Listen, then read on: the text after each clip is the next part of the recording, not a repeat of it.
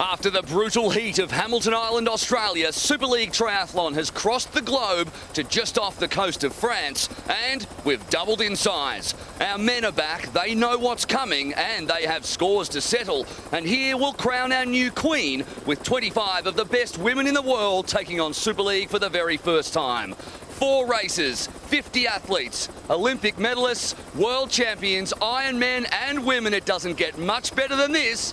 This is Jersey. This is Super League. We're back. What is Super League? Fast. Painful, tactical. Action-packed. This is Super League. Et c'est magnifique. Hello, I'm Will McCloy, and alongside me, 2 of the greats of triathlon, Emma Snowstill and Chris McCormack. And Macca, Super League Hamilton Island was great. This is a bigger and better challenge. Well, I think we all agree Super League Hamilton Island exceeded all our expectations, and now here on Jersey, it's going to be absolutely marvellous. An epic course to have a look at. Twice as much talent, Emma. We've got 25 of the best women in the world as well. It's a deep field. Strongest women's field we've seen assembled since Rio. These women are going to put on a true show for us as well, so very exciting to see what they can produce. And we get to stand on top of a castle. That's not too bad either. Let's find out a little bit now about what Super League is all about. Jersey marks the debut of the women in Super League Triathlon, and if the men have taught us anything, it's that no reputation is safe. 2013 World Champ Non Stanford and Commonwealth Games gold medalist Jodie Stimpson are sure to be in the mix. It's awesome to be here. I remember watching it when it was in Hamilton Island with the men, and I was just jealous. It's the total unknown. In one way you need the endurance to get through all the events, but then you still need the speed to get to that point. So it's going to be a total mixture. Throw in current world duathlon champ Emma Pallant and young gun Sophie Caldwell, and the British contingent is strong. It kind of feels like a bit of a home event, like loads of us Brits coming over to do it, and we're such good friends off the course as well, so I think hopefully we can maybe work together and try and overthrow the Americans. The rivalries run deep, and the American challenge will be headed by Katie Zafiris, second in the recent World Series Grand Final, alongside Californian lifeguard Taylor Spivey. I think this format suits the well-rounded triathlete. You can't be strong at one discipline. I think you have to be a smart racer. It's such a balance just between make sure you're conserving the energy to last over the 2 days and the multiple races, but also being fast enough to make it to the last day and make it into the final rounds. So I think I'm just going to try and find that sweet spot. Europe boasts some real class as well. Watch out for sprint specialist Claire Michel, former junior world champion Emmy Chararon, and Dutch favourite Rachel Klammer. I used to be pretty bad in short distances, but I've showed the last couple of years that I'm actually getting better at that too, because I mean my first WTS medal and my only one was on a short distance. It's unique. It will be my first time to change the order of the triathlon, so I will see it. Everyone has a chance here, but if you make a little mistake, you're gone. The course may be short, but the challenge will be intense. Probably the toughest part is diving back in the water when your legs are completely stuffed already, because we're not used to that. Normally we dive in the water and we feel good, we feel fresh. So that'll be the biggest challenge, I think. Away from sport, life can present some other challenges too. Just ask 2012 Olympic champion Nicola Spirig. 4 months ago I gave birth to my second child, Malaya, and I was lucky I could start training again really soon after giving birth. I think I'm still having a chance. This is one of the strongest women's fields ever assembled, and they're about to take on one of triathlon's greatest tests. You don't know who's good at this format, and you don't know who's going to do well, and everybody's a threat. I'm going to be realistic and hope for a top 5. The whole concept's amazing, like loads of sports going to be here, and yeah, I'm really excited for it. Everyone is so excited for the race and talking about it. Yeah, I'm looking forward to it. As we tend to do here at Super League Triathlon, we're breaking new ground once again. 25 very excited after having watched the men's race, probably slightly stressed women about to take on the triple mix. Alongside me, Chris McCormack, and 3 Olympic medals, if you don't mind, sitting here too, Vicky Holland and Alistair Brownlee. And we're going to break it down right now. Macca, we'll start with you. I know that at Hamilton Island, lots of people are saying, where's the women? Here they are, and they'll be here for every round from now on. They're very excited. And what a field we're going to see. It's going to be amazing racing to watch. We're all talking about the Americans versus the Brits, but the whole entire European contingent and Australian contingent here, it's going to be wonderful. Yeah, we're covering pretty much the whole globe. Yeah. So you just stayed right on the fence there. Let's ask for some more insightful comments from you two. Let's start with you, Vicky. Exciting to have the women here. Who do you pick in this format? It's a really tough one. We haven't got anything to go on. They've not done this before.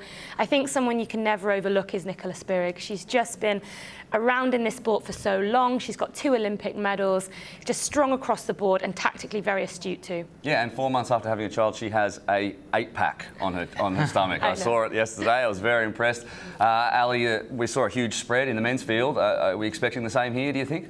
It's going to be interesting to see. Obviously, it's exactly the same course, exactly the same format, but how the athletes take it on is going to be very different. My gut feeling is it's probably going to be a little bit less aggressive, so the spread isn't going to be quite as much. That said, the field could spread out, you know, in terms of the difference in the abilities.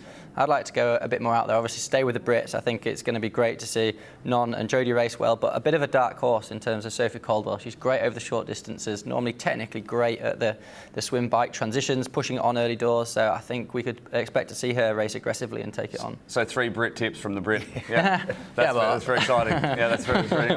What about you? Quick name for you. Laura Lindemann.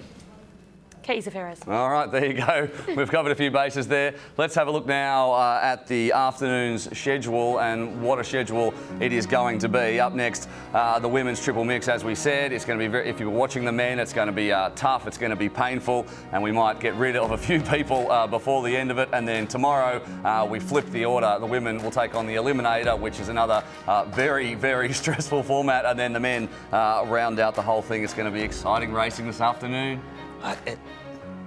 I can't believe it. It's finally here. We've seen a lot of the girls warming up. They were watching the men's race. Their takeaway from that men's race is how important race stage 1 is of this triple mix. All right, we saw the men attack it with all the gusto in the world earlier on in the day, and now the women will start to swim 130 metres out to the first buoy, a hard turn left, and then another one. And we saw the field maybe not break up as much on the swim as we did in the other 2 legs. Yeah, and from that takeaway from the men, Sophie Caldwell could be really, really quick out, so look for her to be right up near the front. The run up to that bike transition was very, very critical. And super slippery too. You've got to be careful you don't slip. We saw a lot of the men lose a bit of time coming out of the water onto that sort of a plastic ramp, which is very steep on the bike.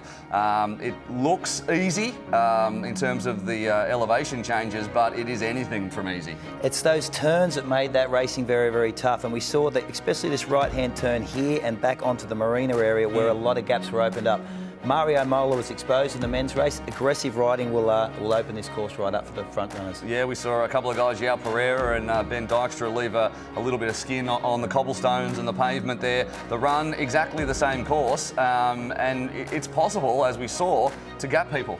Well, this 90-second rule comes into play. We saw in the men's race more than half the field were eliminated. So in the women's race, let's see the aggressive racing, whether they can eliminate athletes early, and the run course is where you can do that. All right, it's a tough one. It's more technical than we thought it was going to be. It's more difficult than we thought it was going to be. Less than half the field finished in the men's race. We'll see what happens. But let's get a more in-depth look, if you will, at the course with Vicky. Out of the swim, straight up this ramp. It's long, it's narrow, there's only maybe 2 athletes wide that can fit up here, and on top of that we've got rungs on the left hand side. This could also get really slippy when it's wet. This is the first swim turn.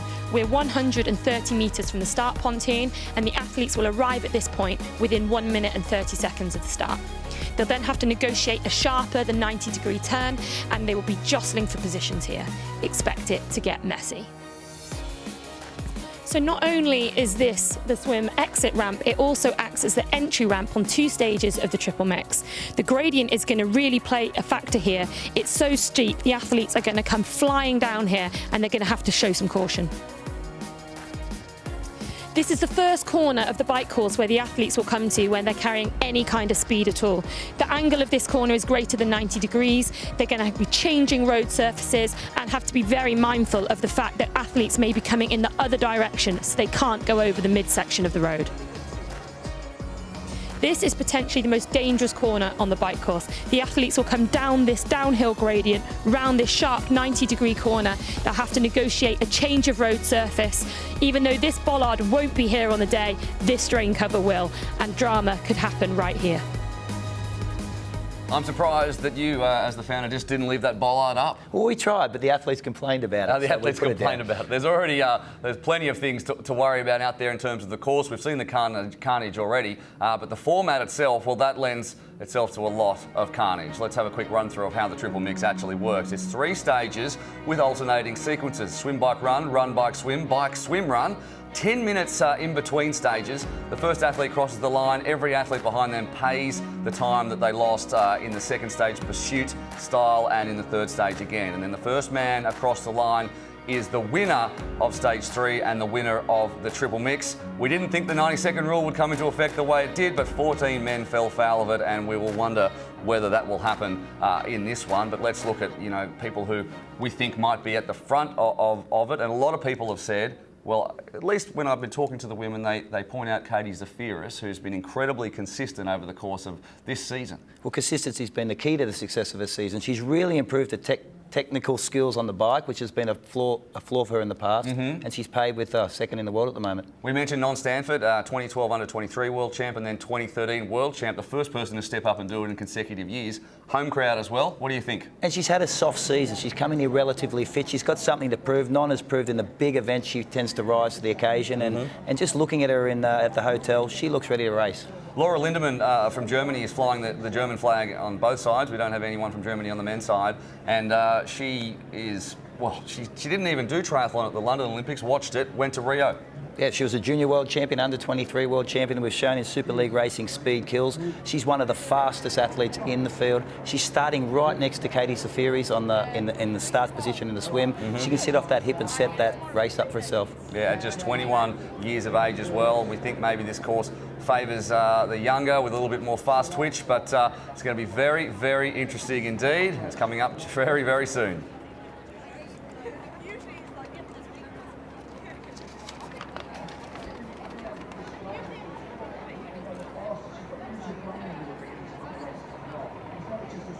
We are back, and we're just seeing them mill around a little bit down there on the pontoon. They will have watched the men's race and seen what happened, and I feel like there'd be more than a few butterflies going on. Yeah, this is when you start to get really, really anxious. We saw in the draw for the start positions where these athletes were set. When we saw at the men's race, that inside line was a big advantage. It split a little bit at the start of that swim too, and people obviously going in there knowing they've got to go full tilt and maybe not looking up when they need to look up. Yeah. But what Alistair said in the men's race was quite interesting indeed. And you saw the right hand, the worst position, number 25 start slot.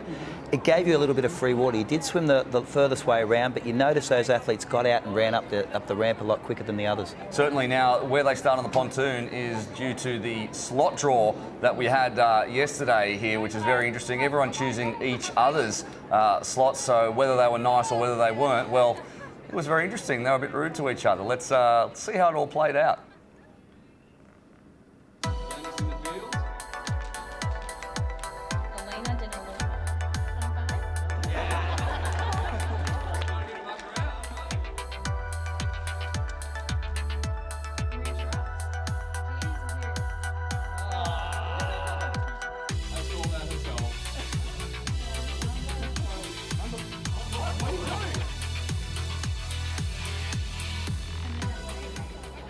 It was very interesting to see how some of them just gave whoever their competitor was at the worst possible position, and some of them took it easy.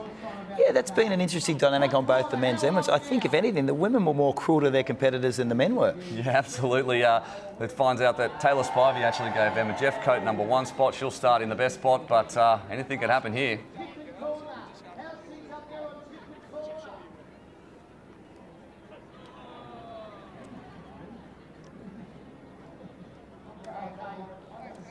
Let's have a look now at the start list for stage 1, at least. Emma Jeffcoat, as I said, she's in the #1 position alongside dual Olympic pool swimmer Samira Albatar of Bahrain, Jodie Stimpson we've seen, Agnieszka Jezik, Desiree Rydener, only 18 years of age. She's fantastic on the run, look for her. Emmy Chararon, Emma Pallant, second at the 70.3 Worlds a couple of weeks ago. Sophie Colwell, another local talent. Nicola Spirig, 4 months after giving birth. Amazing. Melanie Santos of Portugal. Carolina Routier, who's also renowned for her swim, alongside Rachel Klammer, Charlotte Machane. Laura Lindemann, we've mentioned already, alongside Katie Zafiris. So look for those two in the middle of the pack. There's a little US connection there. Summer Cook, Kirsten Casper, Barbara Riveros, Non Stanford and Lucy Hall. It's going to be a There's a lot of interesting matchups there. Claire Michelle, Anastasia Abrasimova. It just worked out that the Russians happened to take all the wide spots. Yeah, they did, and the Americans are all grouped together in the centre of the start position. That'll be very, very interesting, and the Russians all on the outside. All right, let's have a look. Well, let's actually throw down now to Vicky, who's down, I think, on the pontoon. It was fantastic to get that access in the men's race. Where are you, Vic? Yeah, I'm here down on the pontoon. All of the crowd has stayed to watch the women's race, which is absolutely fantastic. We've got amazing crowds all over the marina right now. All the girls are on the start line. We've got an interesting slot draw again. Some of the girls are a little bit more tactical, potentially a little bit more brutal in their decision making of where they placed other athletes. We've got some of the stronger athletes right over on this far right hand side. We've got Taylor Spivey at slot 23.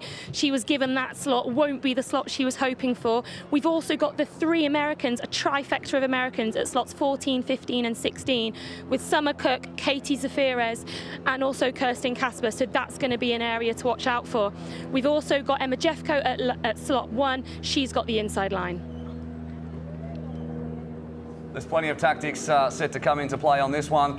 It's going to be a hugely important swim. We'll head down now to our commentary team, Ali Brownlee, Emma Snowsill and Trevor Harris. Thanks very much indeed, Will. Yeah, we're just seconds away from the first ever Super League triathlon event for women. Interesting, some are portraying it as this USA versus GB, but we've got a couple of Aussies, Jeffcoat and McShane, of course, Rachel Klammer as well, to say nothing of Nicola Spirik, who has 2 Olympic medals. Stand by then for the start. 300 metres to swim, it looked pretty clean.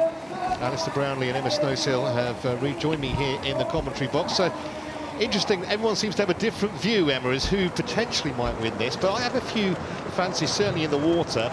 I think Santos might go well, Rucho we've mentioned, Sophie Corbett and Lucy Hall as well, we know is renowned for her swim. Yeah, there's some fantastic swimmers in the field, and I think, you know, the conditions are as good as they can get in Jersey. It's certainly dry outside, isn't it? But the water is cool, and obviously, you know, it's a short swim, but these girls, I think there's enough adrenaline pumping through them for them not to feel it. Interesting what you were saying, Alistair, in the studio. You had a feeling it might not be quite so full on in the women's race as it was in the men's. Why do you think that? Yeah, it's always tough to know, but I think we saw that race split up like we did because of basically only 3 people being very aggressive from that first leg, and I just get a feeling we might not see that. Although saying that, you know, returning to the action, straight out the blocks, there's 3 of them there with a bit of a gap back to the rest of the field, and 2 people swimming really well at 2 girls swimming really well at the front, so it's going to be interesting to see it. And like we talked about before, in the men's, when people are swimming next to each other, like we see loads of them now. We can see Lucy Hall there just 2-ing on the camera shot, normally a good swimmer but already a good 10 metres down. When all of them swim next to each other, they're just slowing each other down, so one of those girls could actually get on the feet of the person in front of them, the person in third, but they can't because someone's or 2 people are actually on the hips. It's literally like being dragged back in the water, and that's why that gap's happened. Well, I have to say that I have spoken to a number of the men that race, and I have heard that the men are brutal, but not quite as brutal as women, and certainly not the things I've encountered in the water at times. And, you know, as much as you say, you know, these girls would be better off, but you can see a lot of them hitting each other over the head. I've had my togs pulled down, I've been pulled underwater, I've been swum over the top of. So there's something about the way the girls race in the water that they really, really somewhat even like to attack each other, if you could go as far as saying that. Yeah, and that turnbuoy they've gone round is really, really sharp as well. Just Jodie there, Jodie Stimpson, trying hard as she can to get on these leading 3. Currently in 4th place and trying to get to the front. And I'm pretty sure that's Sophie Caldwell here on the outside. And yeah, she's a bit of a dark horse here, like I was saying earlier. Great over the shorter distances. Really good kind of dynamic racer.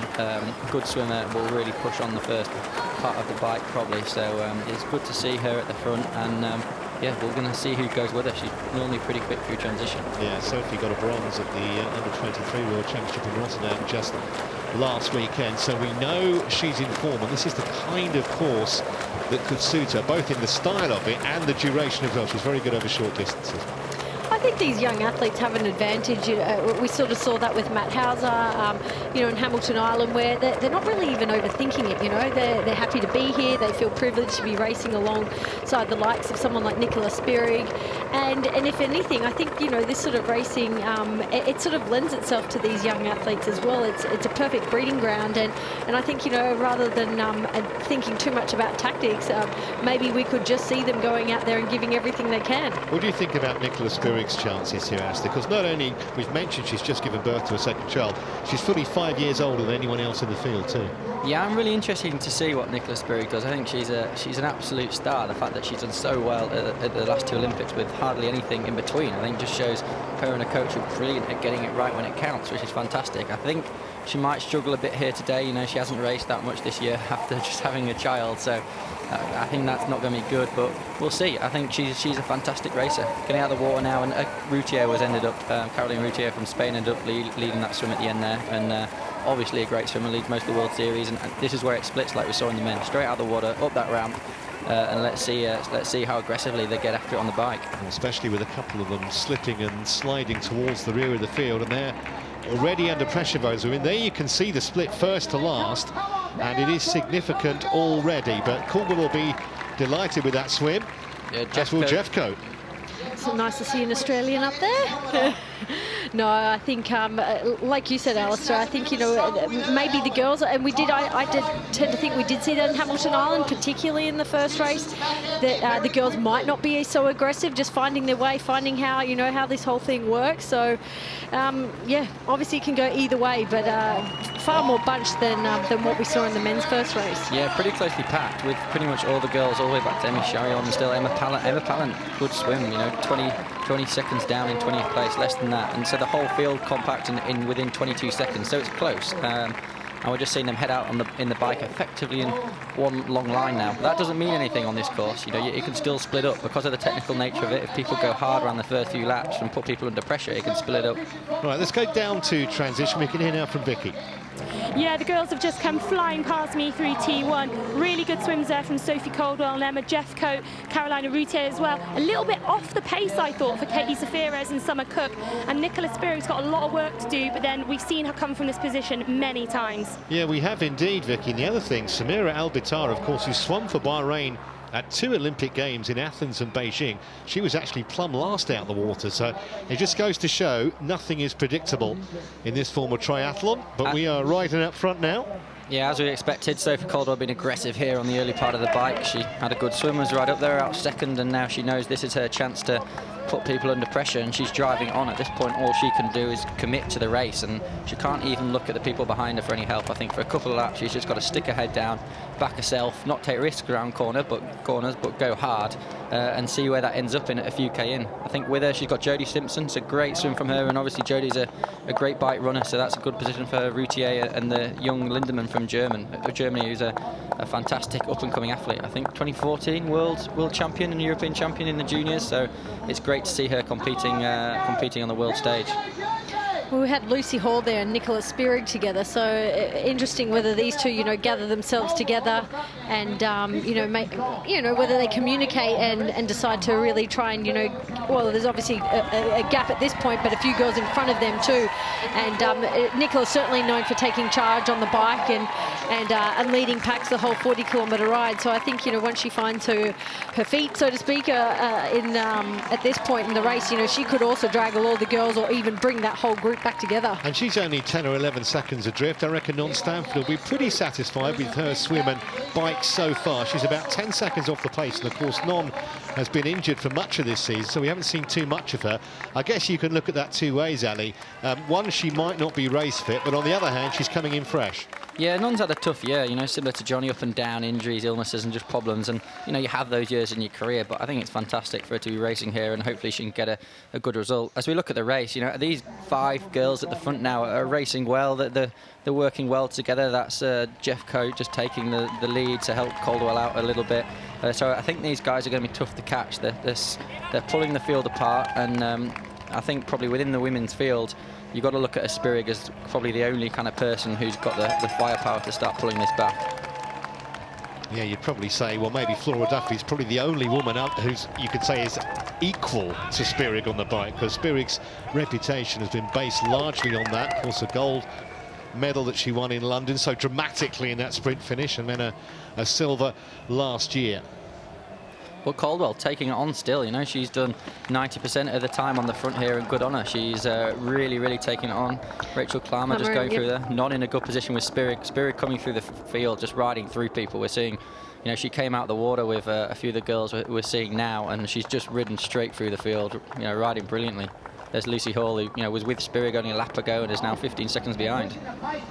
Yeah, Nicola's certainly always been very dominant on the bike, no matter where she gets out of the water. I mean, she just focuses on getting to the front of the race, and no matter what it takes. And in the years of racing her, she would always just continue to work, even if it took her the whole 40 kilometres, you know, to bridge a gap.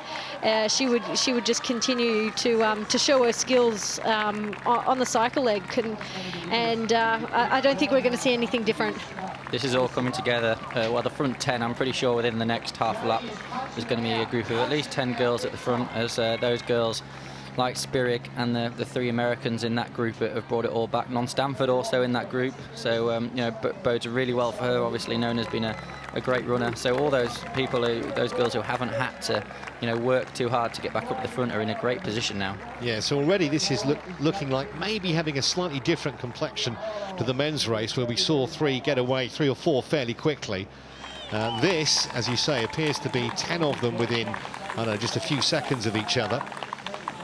Yeah, and you can just see it. I mean, it's just, they're not quite being quite as aggressive around the corners and really going for it. Well, there's Jodie Stimson on the front now. As I said, that she's been aggressive and attacking this race, and she's a great athlete. She races with her heart on her sleeve and races hard, and is, you know, very often aggressive and makes interesting watching. So yeah, she's going for that with Sophie Caldwell right on her wheel as well. They're training partners, train together, racing together. So I'm sure they're talking and deciding to push this on for both their advantages. And we know that Jodie likes this kind of format, Alistair, because she was part of the same Commonwealth Games team as you that won the sprint gold medal in the relay. Yeah, Jodie's she's a great athlete, but she likes this shorter stuff, I think, particularly, and she's good at it. Let's see now whether this group of girls, which is now the second pack, managed to get back on terms with the front pack. But yeah, I think it's probably going to be tough for them once some of these girls catch up with that lead group. I think well, it goes one of 2 ways in those scenarios, doesn't it? Either they all sit up and it slows right down, or someone else takes it on and really pulls it apart. So we'll see. Well, the other name to be wary of there, I reckon, Emma, Summer Cook. We know how well she runs, and she's in that leading group too. We've hardly mentioned her, but she's in great position. Look, I think this is what's so great about, you know, this is the first race. All these girls are getting a feel for it. We want to see what they can do too, and especially at these distances. I mean, yes, we know many of them are great over the short 2K. How does that play out in the next round and the next stage, and how does the fatigue affect them? So, yeah, I think at some point we're going to see, you know, the strengths of the athletes, you know, come through. But I just love to see that the girls are out there racing on the same course that we've seen the men do. 18 seconds currently between the first 18 out on the course. That tells you how close and congested it is. I think we see actually what the athletes' weaknesses are as much as anything in this scenario. You know, we see both weaknesses in terms of individual events, but also getting tired and making mistakes. We didn't talk about it too much in the men's race because we didn't actually see it, but how many people actually got eliminated from crashing? Or so you know, you see people put under pressure, make dodgy decisions and end up crashing into barriers, and that's the race over, which is part of it really, you know, being able to keep cool under pressure, make good decisions at the right times, and you know, keep it all under control.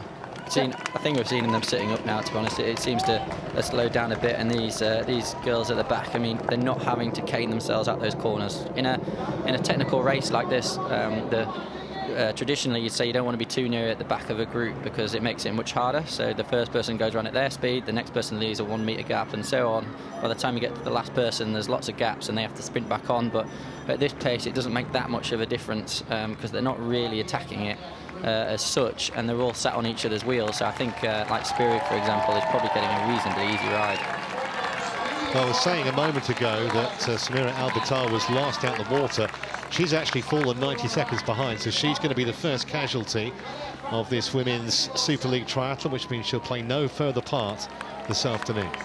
in this second group, led by Taylor Spivey. I think she's been on the front the entire time we've seen her on that group, so she's obviously working as hard as she can to get back involved. Lucy Hall just there, gone past, who's obviously having a bad day and has gone straight back through all the groups. And these girls must be a little bit back as well, so I think they're gonna, they might struggle with the time rule, 90-second rule as well. As we've seen those stages wear on, I mean, it might not be just quite in this stage, but it certainly becomes more apparent with these rolling starts, and that those time deficits, you know, that you lose in this first event, that you really can, it just starts stretching further and further out. Yeah, and I think Jodie Stimpson's actually really taking it on now. She's decided, you know, probably with Sophie, to commit, and you just see those gaps starting to open up. You know, the back 2 or 3 athletes. I'm not sure if it was Americans, so maybe it's Zafira's, maybe Summer Cook, just starting to have a couple of meters off the back. They're probably going to get back on again, but you know, that sprinting back on is going to cost them. And how much is it going to cost them on this next 2K run and the next 3 races? Well, I think it's good tactics from Jodie. You know, she doesn't want to, if she doesn't have to have someone like Summer Cook racing against her with a level start, at least put 5-10 seconds into her from Stimpson's point of view. Cook obviously will want to try and stay close because we know how good her run is. Yeah, the last 2 on the pack, as we just see them come along the side of the waterfront there, it's actually Summer Cook and Lon Stanford, who've both been distanced by about 5 meters each. So they're obviously finding it hard. They probably had to work quite hard to get back on terms with these girls, and you know, it's just taken its toll, all coming off in a big group. And the last one, I'm pretty sure that last one in is Summer Cook, so she's going to have about a 5-second deficit to run into like Jodie Stimpson, who's come off first in the early part of the run. So Stimpson first into the shoes, but you can see he had to kind of go wide to avoid the other bikes coming in. It's a narrow transition. Yeah, there you go, Summer Cook 7 seconds down on the entrance of transition. So, you know, just being from the front of the back of that pack has cost, and 7 seconds over, you know, 2 kilometres is a big deal. It's really tough. Well, that's right. Rachel Clemmer just leading out now, and yeah, she sort of was not really doing a whole lot on the bike. She was up the front, but she's certainly trying to take charge. Maybe Richard has been giving her a few tips. Yeah, maybe. And yeah, we saw Summer Cook has actually just went around that corner there, is running well. So I think she's going to do all she can, obviously, to get back involved in the race. It's going to be tough, though. Even Emma Pallant coming at 45 seconds down. You know, if she was another outsider, I think you could have done well, a good bike runner, but 44 seconds down at this stage, I think she's going to struggle to get back on terms. Yeah, that was Emmy Chariot just going out before her. Just going back to Rachel Climber, you mentioned, I've thought over the last 12 months maybe that she's starting to show some signs of real consistency. So she's always had 1 or 2 good races in her, but this year particularly she's come more to the fore. I think she's also gaining confidence in herself. You know, a lot of these athletes, you know, may have been around a lot and you know, may not have been on the podium, but they're consistently there and they're consistently trying to improve, and all those little things just add to their confidence. I mean, Rachel is certainly, you know, particularly racing a lot in Europe too, is also great on a bike and very technically savvy, and I think also used to racing this aggressively. Here we are, Nicola Spirig taking it on. We were wrong to, even though she only had a child 4 months ago, we were wrong to bet against her, and doing what she knows best. She's on the run now. She's got clear ground in front of her, and she's just going to drill this and go as hard as he can to stretch it out, which is what we're seeing behind. It's Katie Zafira is going with her and not too far back, followed by Rachel Clemmer and Jodie Stimpson, and they're doing all they can to stay on terms, I think. But yeah, I mean, this is good, aggressive racing now, and it's going to spread it out to go into the second leg. No surprise at all to see Katie Zafira as prominent. She's one of those women that just never seems to have a bad race. I think the only thing I can think when she came off the bike recently in Stockholm, but that apart, she's always top 5, top 6. She has a fair share of podiums. She came onto the scene fairly late, and I think the one thing she really has honed is her technical skills. I mean, she's obviously a fantastic endurance athlete and has had that, but she has been able to make those improvements through, you know, particularly on the bike, and just realising that she's truly capable. I think she's just taken on that ability and her strength of what she can do, and just continue to hone it, and look where it's helped her finish up in the world this year. Yeah, definitely. I think she's obviously got a natural endurance engine, and she's just built on that to give her a good skill base, which is now she's racing so much better. And we're seeing again, you know, Nicola Spirig still on the front, pushing it along. Just what a natural racer. Brilliant. She knows out what to do and when to do it. She's running around the corners faster than the rest of them. Like every time she goes around the corner, she seems to speed up just that little bit to try and put them under pressure. Great to see. Emma Jeffcoat, we just got a glimpse of, who was first out the water, but now starting to struggle on the run. Remember, just 2 laps of 1 kilometre each, and then they'll have the 10-minute rest period. And the next stage will be run, bike, swim. So still Nicola Spirig. This is a phenomenal performance from the Swiss. It really is so far. Yeah, 3 fairly clear here with Spirig, Zafiris and Mikel from Belgium, and the remaining girls trying to not lose too much time now. Of course, you know, they're looking. It's the trade-off between going too hard here and you know, getting back in terms with these girls and not being able to run later and losing time. The group behind, led by 2 Ritz Caldwell and Jodie Stimpson. And they're just, you know, obviously running together. They're training partners, and they'll be egging each other on and trying not to lose too much time. Claire Michel is an interesting one. She was lapped in the Olympics. Her mum was a former Olympic swimmer. And she's put herself in a prominent position here. And I think not a name that too many would have expected to be up front, but certainly she started well. Yeah, but that's what we keep saying, isn't it? This format, we're not quite sure what's going to happen, and people that you wouldn't necessarily expect and might not race so well at the standard format of triathlon do really well, but she looks comfortable here. Let's go down to Vicky. I think you can add something to the Claire Michel story, Vicky. Yeah, Claire Michel's been on the scene a little while, but has had a real mix of results, especially this year. She started off really well with a couple of World Cup podiums early on, but she sort of struggled in the middle part of the year to really back that up. And what we know of Claire Michel is that even though her background has been in swimming and steeplechase running, her swimming's not been as good in the last sort of few rounds of the World Series. But today, she's put herself in the mix, and she looks super comfortable there, just tacking onto the back of those really established runners in both Katie Zafiris and Nicola Spirig. Yeah, she's in the rarefied air, isn't she, Emma, of those 2 established names, Spirig and Zafiris. That's Summer Cook just moving through the field. I think she's in 4th place now, so she's done quite well coming off the bike. 7 seconds down, she's had to run some good time into those girls in front. You know, it just shows if she's probably 3 or 4 seconds down there. If she'd come off the bike nearer the front, she should be in front now and have a bit of a lead. That shows how important just positioning the bike pack can be. I think Zafiris is actually trying to move it on a bit here. She looks like she's starting to put Spirig under a bit of pressure. And she looks really comfortable too, I was going to say, I think Katie's become very good at controlling even her face and emotions. She really looks calm and collected, doesn't she? Don't play poker with her. Yeah, definitely not. Moving on, and there's literally, they're in the last 500 metres now, and I think that these 3 are playing the game a bit. They know they if they go hard, they can get more time on the people behind them, but if they go too hard, they've only got 10 minutes rest until that next 2-kilometre run. So yeah, it's quite interesting, tactically balanced, and I think Summer Cook's actually going to catch them and finish with them by the time she gets to the finish line. Yeah, she's on 5 metres. She'll have caught them probably by the next corner, I would have thought. And I think that was the danger. That's what I was saying with you know, triathletes like Jodie, and not just Jodie, others as well. They didn't push the bike maybe hard enough or as hard as they wanted to, and that plays into the hands of exactly those like Summer Cook, who can run so well.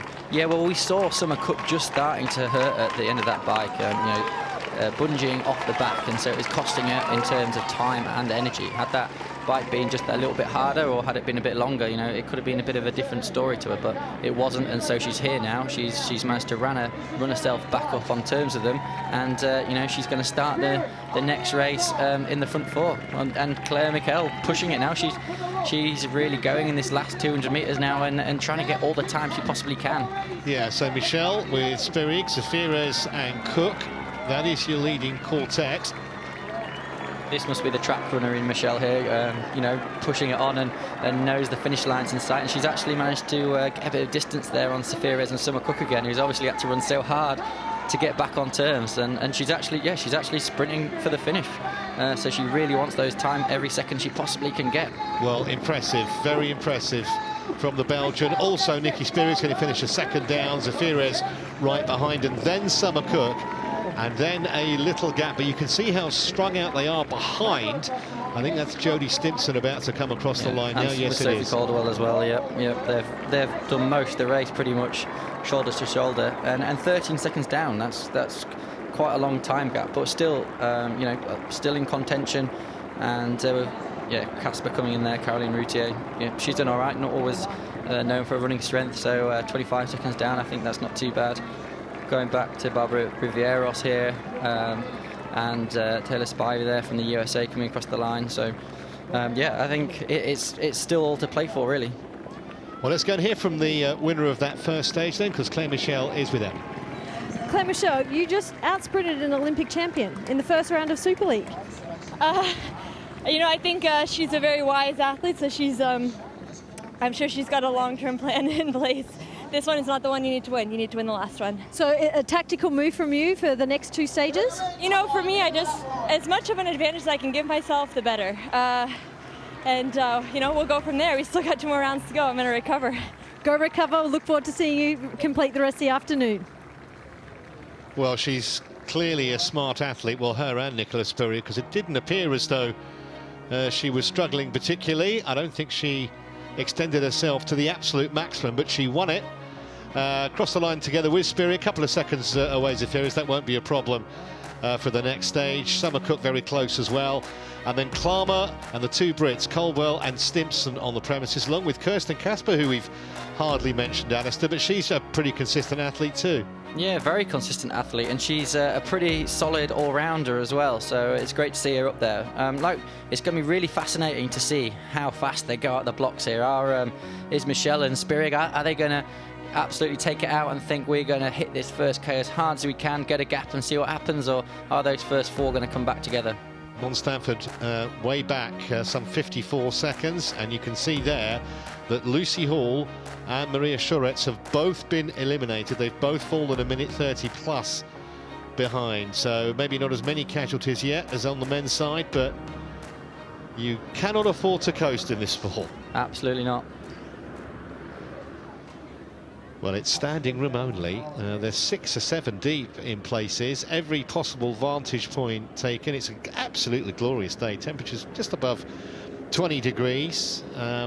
Wouldn't mind seeing a few more events on Jersey, Alistair. Yeah, absolutely lovely. Like we were saying before, first time I've ever been, but you know, I really regret never been before. And it's just such a great venue for a triathlon.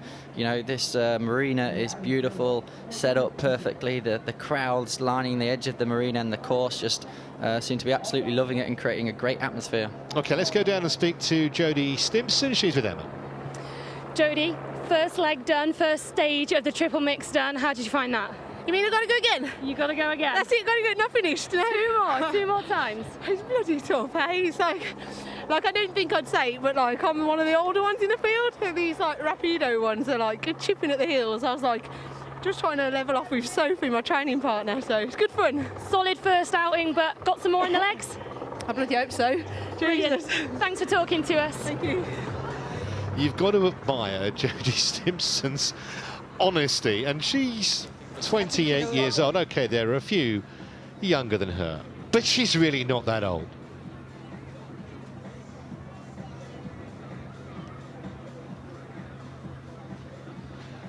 Jodie Stimpson some 13 seconds off the pace. That might not be terminal potentially for her. No, I don't think it is, and this next one's going to be really interesting. Like we said, are those first 2 and 4 really going to push it on and take it on the first run? Will they leave Jodie with a chance to get back in? You know, does she run fresh 2K? Is she going to run better than she did off the bike, where she had worked hard, and she did the majority of the work with Sophie Caldwell on that bike. So it'll be interesting to see straight out the blocks how quick she can run. I expect Jodie will go out quick, and how well she holds on for 2K, we'll see. Yeah, and she'll have a training partner right with her, Sophie Caldwell too, which could be an advantage. Interesting interviews out there. Look, I think she's an interesting athlete, one to watch. And I think if you come from a steeplechase track background, I think you have to know your tactics, you have to know how to race, and as she said, you know, Nicola knows what she's doing out there. So yeah, Nicola might have a shadow out there all day. Yeah, she was great on that run, sat where she needed to, 3rd position, probably saving herself a little bit of energy for most of it, and then with 200 or 300 metres to go, popped out and came round her. You know, classic track running tactics, and good on her. I was going to ask you, Alistair, and obviously we don't want to hark back to the illness that you had on Hamilton Island, but in more of a general sense, how much of this kind of an event is in the head as opposed to the legs?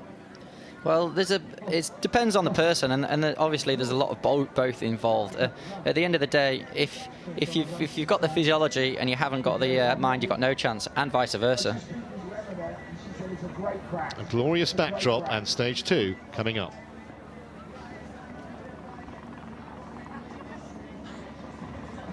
Blue sky, a huge number of spectators lining the course, and perfectly set up for stage 2 of this inaugural Women's Super League Triathlon. We're in the triple mix. Claire Michel with an inspired performance in that first stage. Nicola Spirig just keeps turning back the clock. Katie Zafira is ever consistent. Summer Cook, we know how well she runs. Klammer also was always one of those who were likely to be in the mix, and then the two Brits, Caldwell and Stimpson. And are the rest too far behind him, if you like Casper's 24 seconds or not? I think this is, yeah, we're going to see it first up. We're going to see it right now on the run. I think that's where it's going to become apparent. And look, if we saw it in the men, I think it's highly likely we are going to see it in the females as well. And the front runners, who, you know, the ones who are taking charge of this race already, certainly also know how to run, and I think that's just going to continue to extend through. Well, the reverse triathlon, let's call it.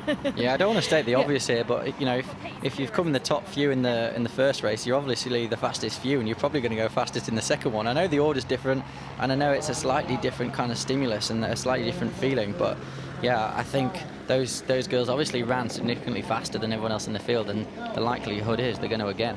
Well, Katie Zafira was one of the real favourites before the event, fancied by so many people. She was great in that first stage. She's down, as you can see, with Vicky. Katie, we're just about to go for phase 2 of today's triple mix. Good start there. You look really solid, really comfortable. How are you feeling? I'm feeling good. I was a little worried right after the race. I felt like my tummy was a little upset, but thankfully right now it seems settled, so I hope it just stays that way for the next, like, however long it takes us, 20 minutes or so. Have you got any specific tactics you want to play out in this second leg? I think hanging with those two would be a good strategy, at least to bike with someone. I mean, I know Nicola's strong on the bike, so hopefully I can stick with her. It's good company to be in, and you're looking in great shape. Thank you very much. We wish you all the best for the second and third phases. Thank you. Yeah, so Zafira is fully aware of Nicola Spirig's strength on a bike. I think everyone in the triathlon world is. Will it be any kind of a test for Claire Michel to try and stay with those two or not?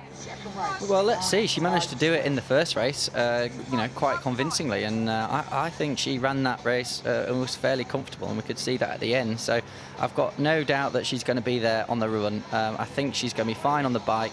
And then let's see on the swim at the end. Well, we've heard that the swim is probably her weakness, and swimming at the end of a triathlon should just kind of exasperate that. So we'll see. And that's the fantastic thing about this. We never quite know.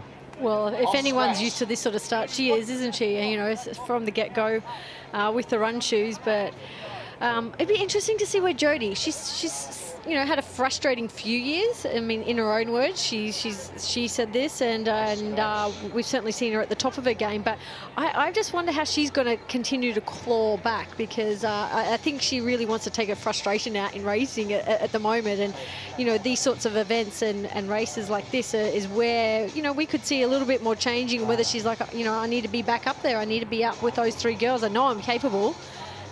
You know, where some of these the strengths of the mental game starts coming in now. Jodie's a fighter, so she possibly can get back up there. She's gonna, and she's got the benefit of being able to set off just with her training mate, who she's having a kind of very nice chat with now. So I think she's going to set off hard. I think they're going to work together, and if they're together, even if they don't lose much time on the run, and she's got the chance to work together with Sophie on the bike, I think that could be their chance to get back on terms with the leading three. Yeah, that could be a real distinct advantage. And I echo completely what Alistair was saying, Emma, about Claire Michel. When you spoke to her, it did strike me that she'd gone absolutely full throttle. I think she was talking about the tactics of Spirig. I think she had some of her own. Stand by then, we're just about set for stage 2. Run, bike, swim this is. And the three main protagonists from that first stage, Michel, Spirig and Zafira away. So they look like they're staying off fairly comfortably here. Michelle's just, well, she doesn't look like she's going too hard. Either that, she's got a very relaxed face on it. But yeah, let's see. I would expect Spirig to take it out hard if she possibly can. I think it's the only way she knows how to race. Must be a frustrating wait, that, when you're held on the start line, just watching your rivals going further and further away. Oh, it would have to be the worst part, I think, of these events. Yeah, exactly like you said, just seeing your rivals go off, and yeah, it can either crush you or you know, inspire you to go that little bit harder. So interesting to see how it's going to play into the hands of some of those athletes. You see Katie Zafiris there has just got straight back on the back, and Summer Cook's not far off, so those first four are pretty much together. I think that means that the first two have not taken it out really, really hard, and they're all back together. So I expect to see that group of four probably run round the rest of the run together and be onto the bike, which I think will probably make it a bit slower, and might give Rachel Clammer, Jodie Simpson and Sophie Caldwell a chance to get back in this race.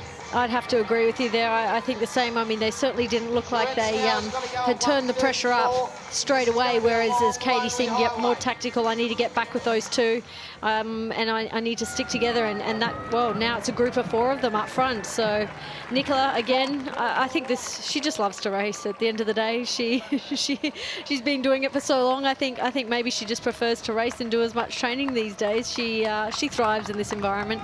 Yeah, good on her. Obviously, we all train to race, so why not get all the racing out you can? And she obviously loves races and thrives on it. At the moment, she's pushing it on, doing what she does best, and we've got Claire Michelle chilling at the back, you know, taking it a bit easier, saving energy, and maybe that's the track running in her. You know, she knows where's best to run to save that. Even if it's only 1%, 0.5%, it's worth it.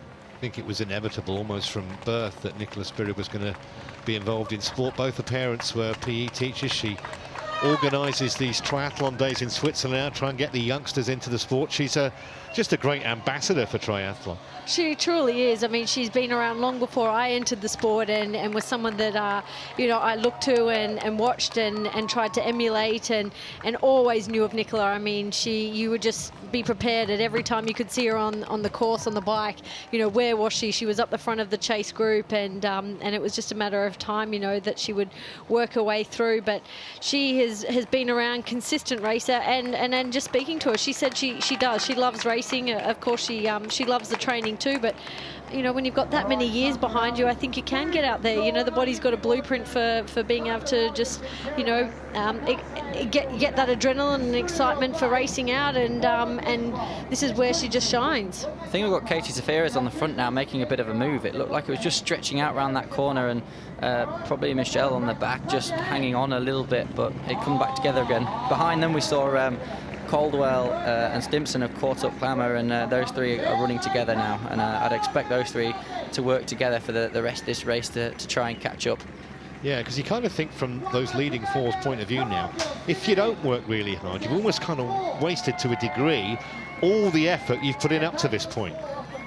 Yeah, definitely. And if we listen to the interviews that the guys did before, Christian Blumenfeld said, yeah, you know, we've already got that gap. There's no point losing it now. We might as well keep pushing and increase our chances of doing well. And of course, that's what triathlon and sport's all about. This is Sophie Caldwell on the front, really pushing hard. So, you know, she's dragging these other two girls behind her. Not always known for running in terms of traditional triathlon formats, but I think over the short distance it really suits her, and you know, we're seeing that she's pushing it on, and you know, I think making a good move here. Kirsten Kasper there, as consistent as ever, just in behind, and you can see they're almost kind of little separate groups now with 30-40 metre gaps in between. Yeah, I think we're really seeing it spread out, and I wouldn't be surprised at all if we see quite a good few of these eliminated at the end of this round. So this is coming through transition then to complete the first lap of two. Charlotte McShane there, who's had a few excellent results this season. Stage two of the women's triple mix, then it's the gang of four up front. Claire Michelle, Nicola Spirit, Katie Zafiris and Summer Cook.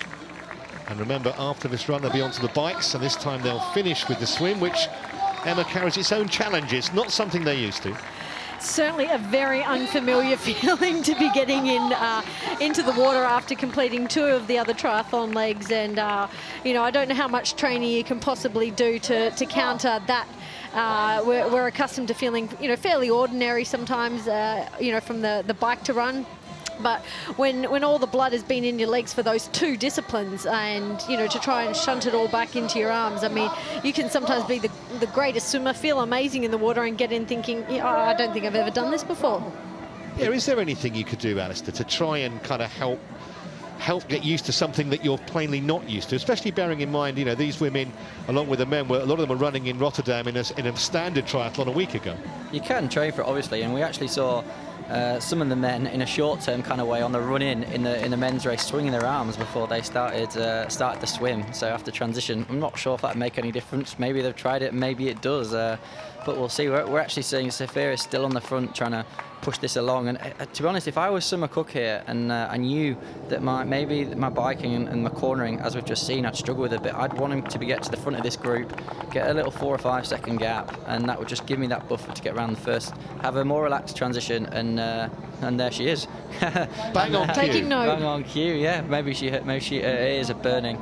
And I think it looks like they could have extended the lead a bit to these 3 girls behind, who Jodie Stimpson's still pushing really, really hard on the front of this group. And let's see how much it's taken out of these girls when they get on the bike, because I think that will have cost them a little bit. And how much these girls are going to push, we'll see if they've got any chance of coming back together. But Summer Cook has got a bit of a gap there, so she's definitely doing the right thing here to give herself a bit of an advantage going into the start of the bike. Yeah, so 2 Americans, a Swiss and a Belgian. Remember, Summer Cook, a shock winner of a big race in Edmonton a couple of years ago. Nicola Spirig into transition. Yeah, Spirig's transitions will be good. She's good, solid athlete, does things clinically and well, so you wouldn't expect her to mess up. And Summer Cook, who had a couple of seconds advantage going transition, now is getting on the bike. She's going to leave transition in 4th place behind, so that's exactly why she should have tried to get into transition with a bit of a gap, and we'll see if she can hang on to those girls around the start of the bike. Similarly, Clammer as well. She's lost Jodie and Sophie Caldwell, so they're both great bikers and technically pretty good, and their transition's pretty good. Clean getting on the bike, jump straight on the bike. We see some girls take a bit of time weaving all over the course and putting 1 foot over, and that's really slow. You lose 5 seconds doing that, so they're straight out, and that could cost you in this kind of race. That could cost you the entire race. Yeah, you could see Cook's transition not as good as either Stimpson's or Caldwell, and as we thought, the latter 2 ran together for the whole of that 2,000-metre run.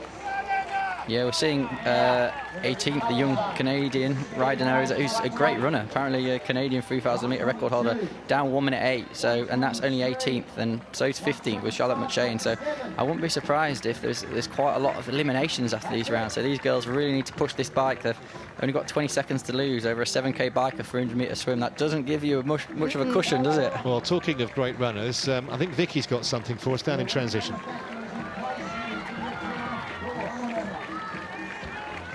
I think I've seen that was a fantastic transition from Nicola Spirig. Also Katie Zafiris, the 2 of them got out so fast that Claire Michelle barely got on the back of them.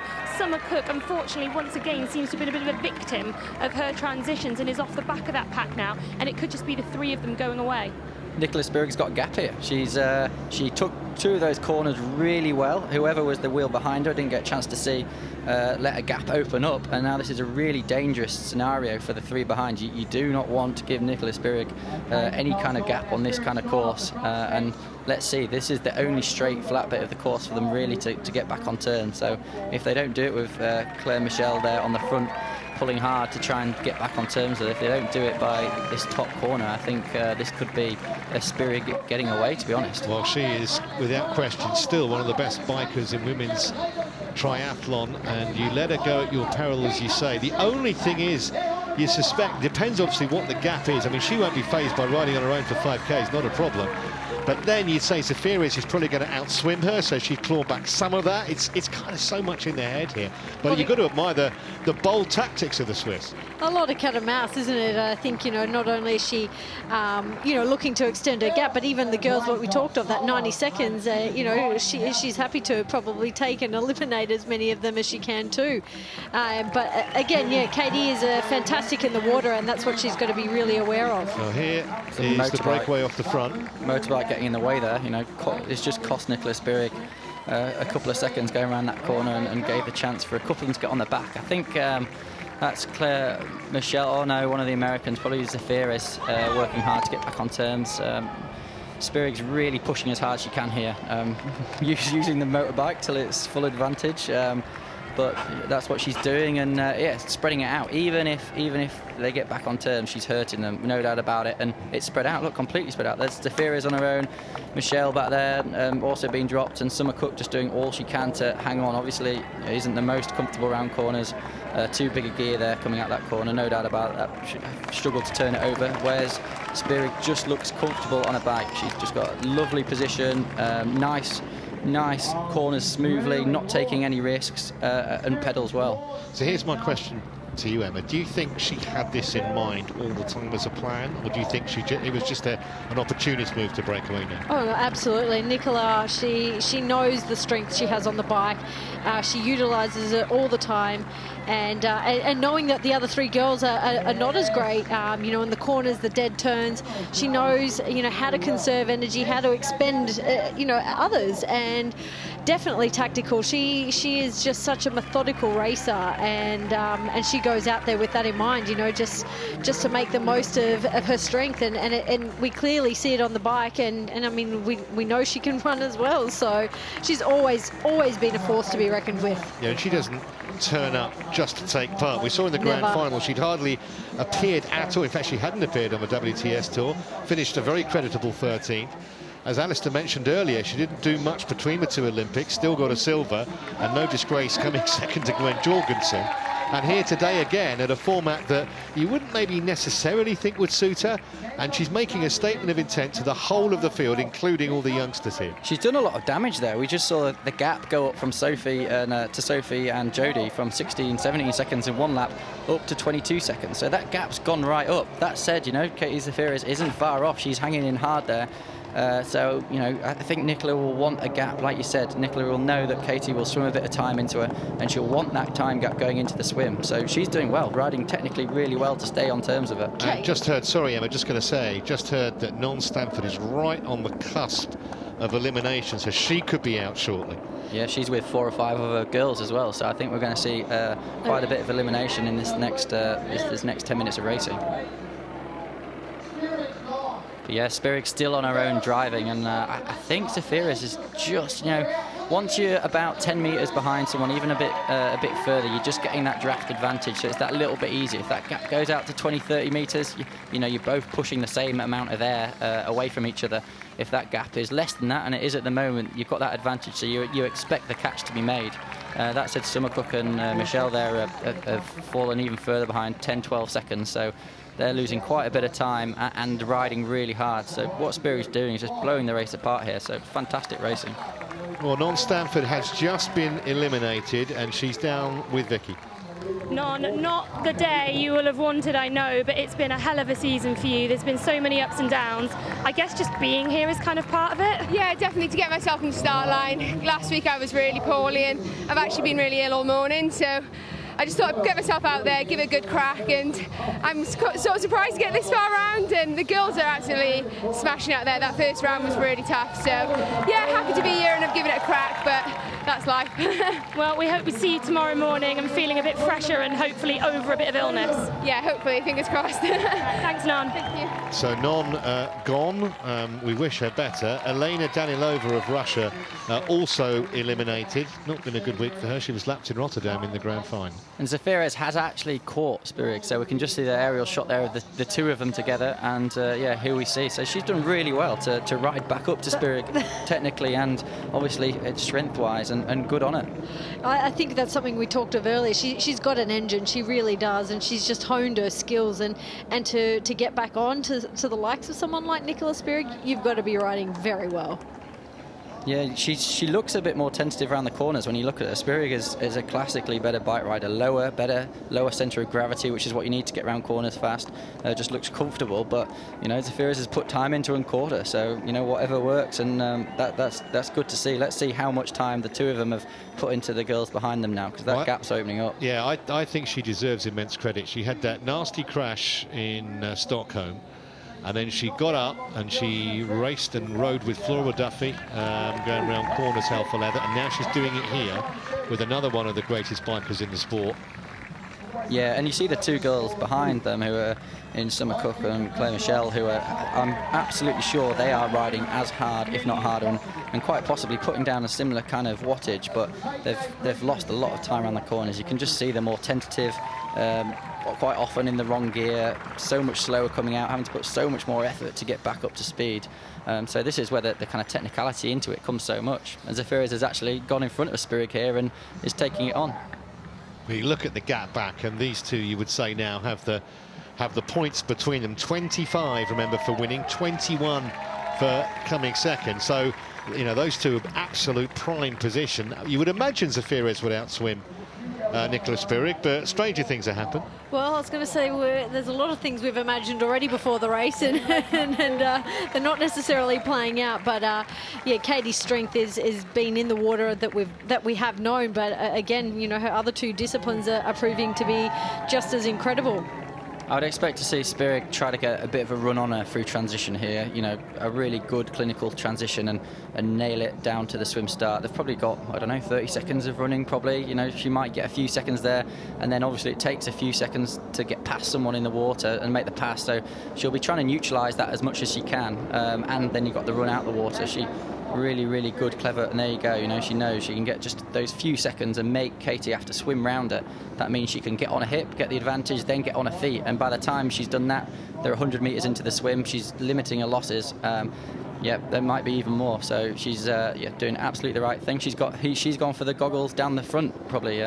We didn't see that too much in the men, and goggles and hat, so she didn't have to get down to pick anything up. So the absolute fastest type of transition. She's methodical. She really is in every part of racing and transition, and she just knows what works for her. And her transitions are always clean, always smooth. She never rushes to the point where she makes a mistake.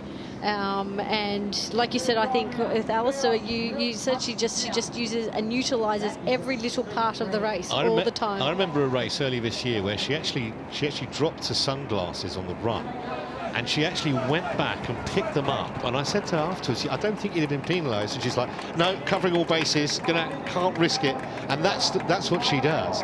And she has been rewarded here by being in the leading two with Spirig, and they've got a sizable advantage. Remember, this is stage 2 of 3 stages on this first day in the triple mix, and there you see a commanding lead over the rest of the field for that duo. That is not what she'll have wanted, though. Like we were just talking about, if she'd hit the water first, her chances of staying with Zafira's would have been that much more, and she's hit the water second there, or actually straight on the feet, and she's having to swim 10 or 20% easier being on the feet. But if she could just have hit the water first, it would have really helped her out. Well, she may become frustrated at something because she ended up throwing her goggles just before she dived in. So whether or not she was just fiddling around too much and just thought, you know what, I'm losing time, you've got to cut your losses at some point, don't you? But look, I think, you know, if she does lose a little bit of time, I don't think it's going to really significantly hurt her chances for the rest of the afternoon. Summer Cook was actually the big loser in that last. I don't know what happened to her in the last lap of the bike, but all of a sudden she came into transition with a really slow dismount behind Jodie and Sophie Caldwell and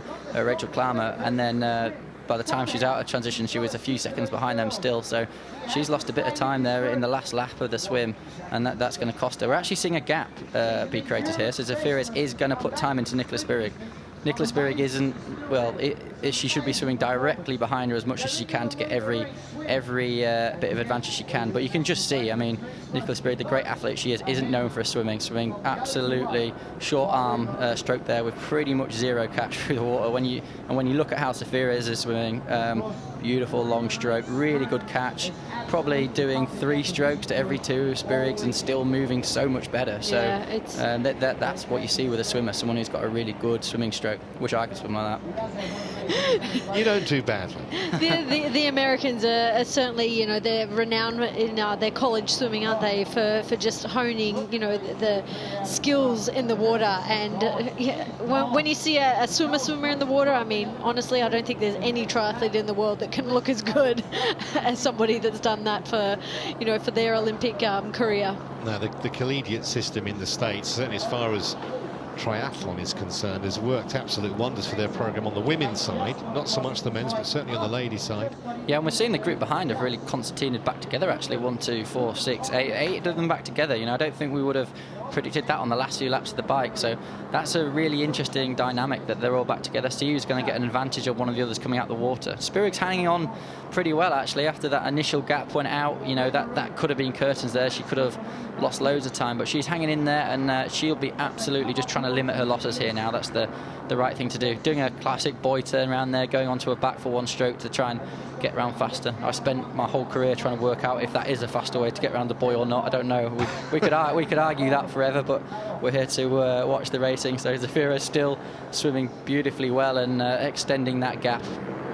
Yeah, it's currently probably about, what, 6 or 7 metres. And remember, the next stage is bike, swim, run. So, you know, if that ends up being the deficit, fairly easy to imagine that Nikki Spirig would catch Zafira as they'll be biking together again, sure. You would have thought so, but, you know, Nicola had a gap, probably a 5 or 6 second gap on that bike, and Zafira's got back on terms with it. So, yeah, we're not quite sure. I think if it had been the Spirig a few years ago, it might be a bit different, but who knows as it is at the moment. And that gap, I don't know. Let's see how much she can catch up on the run-in, but I think there's going to be probably at least 5 or 6 seconds. It might be a bit more. Yeah, certainly increasing. And just to the naked eye, it appears that the group that are behind Nicola Spirig maybe just making some inroads on the Swiss as well, albeit there's still a significant margin behind, but it's going to be a real battle for times behind these leading two. So Katie Zafiris is out and away, Nicola Spirig behind her. She's got a 200-metre run now.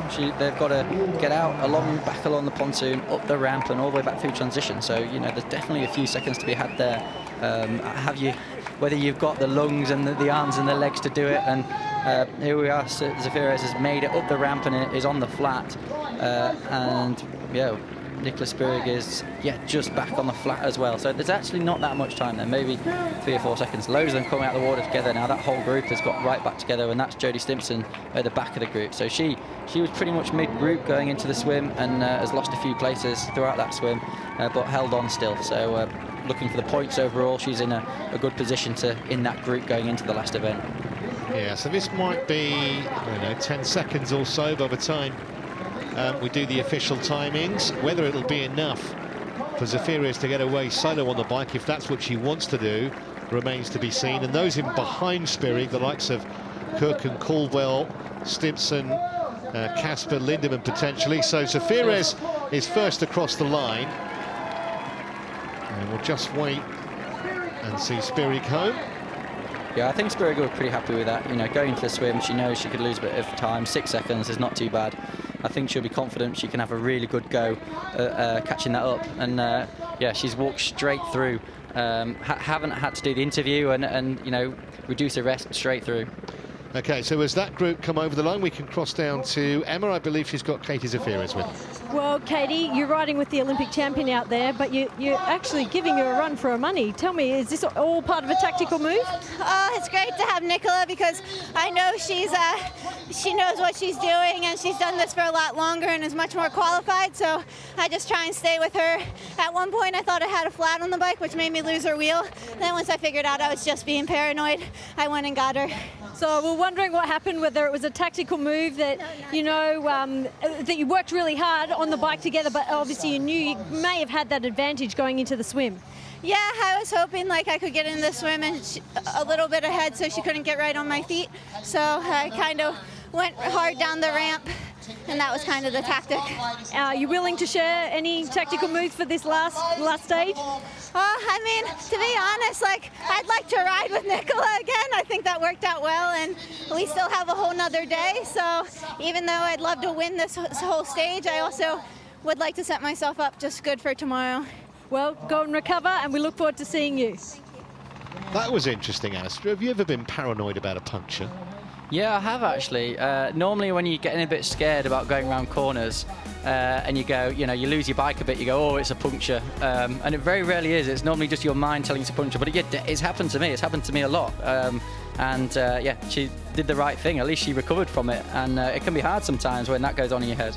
So just a 6-second advantage for Zafiris over Spirig, and we just heard her say she wants to ride with the Swiss anyway, so that won't matter. 25 seconds back to Cook, then Caldwell, Casper, Michelle and Stimpson, Lindemann, Klammer and Routier. Huge group in behind the leading two, but Zafiris and Spirig appear to have it between them. And only 13 standing. We've had a load more eliminations. Taylor Spivey just avoided it. 124. Let's go and hear then from Nicola Spirig, who's down with Vicky. So Nicola is here already setting up again for the next leg. 2 incredible legs, 4 months post-birth. You're having a fantastic day. This is going to plan, surely? Yeah, no, it's amazing. I'm really happy. I hope the 3rd leg goes as well as the last 2. The last 2. And it'll be a group of 2 beginning really at the start of this bike. Are you feeling confident that you'll catch Katie and work together? I don't know. She's really strong, so we have to see. Well, we wish you the best. Thank you. See, that's what happens when you're a mum. You have to be able to multitask. You can talk to Vicky, you can sort your bike out, probably do a couple of other things as well at the same time as we look at Elizabeth Castle, which has defended Jersey for close on 400 years. Yeah, and a well-earned drink. What do you think is the best way of utilising this 10-minute rest period, Alistair? Well, definitely not by doing interviews, but obviously we want to see them being interviewed because we want to get the insight about what's going on. So I'm pretty sure they don't want to do the interview, but it's great for all the viewers. I think, yeah, you've got to set up. You know, you don't want to mess up your transition, so you want your bike to be ready. You want your shoes to be strapped back on. If your shoes aren't strapped flat somehow, they can get knocked off. If a shoe gets knocked off, that's 30 seconds, and that could put you out this kind of race. And then bit of nutrition in, make sure the body temperature cools down just a little bit, and get your breath back. You don't have time for much else. So they're just sorting the bikes out. I think we can go down and hear from Vicky, who's got Sophie Caldwell with her. So I've got yet another athlete setting up, ready to go again. How did round 2 go? Yeah, it was all right. We managed to pull up a bit on the bike on the group that got away, but yeah, there's still like Spirit quite a bit ahead now. So now it's one group of 2 athletes ahead and then a big pack behind. Do you think that's going to benefit you in this final leg, sorry? Well, I think me, Jodie and Rachel are together again, and we worked well on that one, so hopefully we can work together again on this one. All right, good luck. Thank you. She kind of speaks with a maturity way beyond her years, Sophie Caldwell. I thought that when I spoke to her a couple of days ago. She's only 22, but she's acquitting herself really well, and she knows that she could be on the way to some very useful points this afternoon. So Caldwell in that little group, as she was mentioning, along with Rachel Clammer and Jodie Stimpson. How do you see this stage 3 going? Because it's surely between the top 2, isn't it? I have to think that that Katie and Nicola, I mean, they've certainly got some experience now, and Katie is, I think, being fairly modest. Well, Nicola as well, but you know, I think the 2 of them showed that they can work so well together. They'd be, you know, crazy not to utilise that strength that they can now. And but look, you know, going into this final stage, we've seen this, that you know the fatigue sets in, and but I do believe it's going to come down to both these 2 still. Alistair, what have you made of some of the other performances? So we've talked about obviously not feeling well. Rachel Clammer, we thought she'd be around about, and she is. And, you know, the likes of Clammer, Stimpson, Casper could still pick up useful points. Yeah, I think they're all absolutely as we expected them to be, at the, not quite at the sharp end of the field, but in the middle. So, yeah, I think that's as we expected. I think Non-Stanford's an interesting one. I mean, obviously, I know her training in Leeds, and she's just had a really tough year, and especially a tough few months with injuries. I've had my fair share of Achilles injuries, and they're a nightmare. So I feel sorry for her, and I think, like she said, she's happy to be here, and it's tough day for her, but at least she was here, and never mind, it won't affect her too much. I think now this last leg's all about, it's going to be those top 2. I think it's going to be Spirig trying to get on terms with Zafirez, and then yeah, let's see what happens in that swim, because I think Zafirez is going to have to put some time into her again. The ever smiling Jodie Stimpson having a joke there with the training partner Sophie Caldwell, and they'll be starting together on the 3rd stage in just a moment. Well, some very valuable boats sitting on the marina there, and we've got a field of massively talented triathletes. Zafirez and Spirig, 2 of the best around, look to have this between them, but behind them you can see how congested it is, and anyone from, well, 3rd through to 10th at the moment, because there's just, what, 5 or 6 seconds separating those. could claim third place, and third place is worth having. It's 18 points, so it puts you in a pretty decent position, Emma, for tomorrow. So it's absolutely critical, those behind the leading two. Look, I mean, we saw Claire Michelle win in that first stage, and now she's dropped back to 6 at 29 seconds. So, you know, there's so much going on within these races, and really at this point, I think the engines we're seeing in Nicola and Katie are really the two that are playing up to their strength. OK, let's go and hear from Summer Cook. She's with Vicky. Summer, a solid start to today. You've just got to finish it off with the third round. How are you feeling about this? I'm feeling pretty good. I had a mechanical on the bike on that last round. My handlebars went down, but they got it fixed, so... We wondered what had happened. You were in that pack and it seemed that everything went on the final lap. Yeah, it was actually 2.5 laps. I was just trying to corner completely with my weight and like not do anything with the handlebars at all. So it's all fixed for the final round? Yeah. Okay, no more mechanicals, and best of luck for this final one. Thank you. So there we go. I said Summer Cook was struggling around the corners, and that's why handlebars, and she was only having to lean around corners and couldn't steer. So yeah, that's why she was struggling so much. It'd be really interesting to have someone actually, I don't know, someone who could read people's faces. I don't know whether that's a psychologist or something in with them now, because it's just so interesting watching some of them. I think Katie Zaferes, like you said earlier, would be a great poker player. She just looks so happy about it, and you know, she's giving nothing away. She doesn't look like she's tired. She doesn't look like she's too nervous. She's just kind of focused and happy about it. And whereas some more, you know, I think some more of them look a bit more tired and like they're not quite ready to throw themselves absolutely headlong into this next race.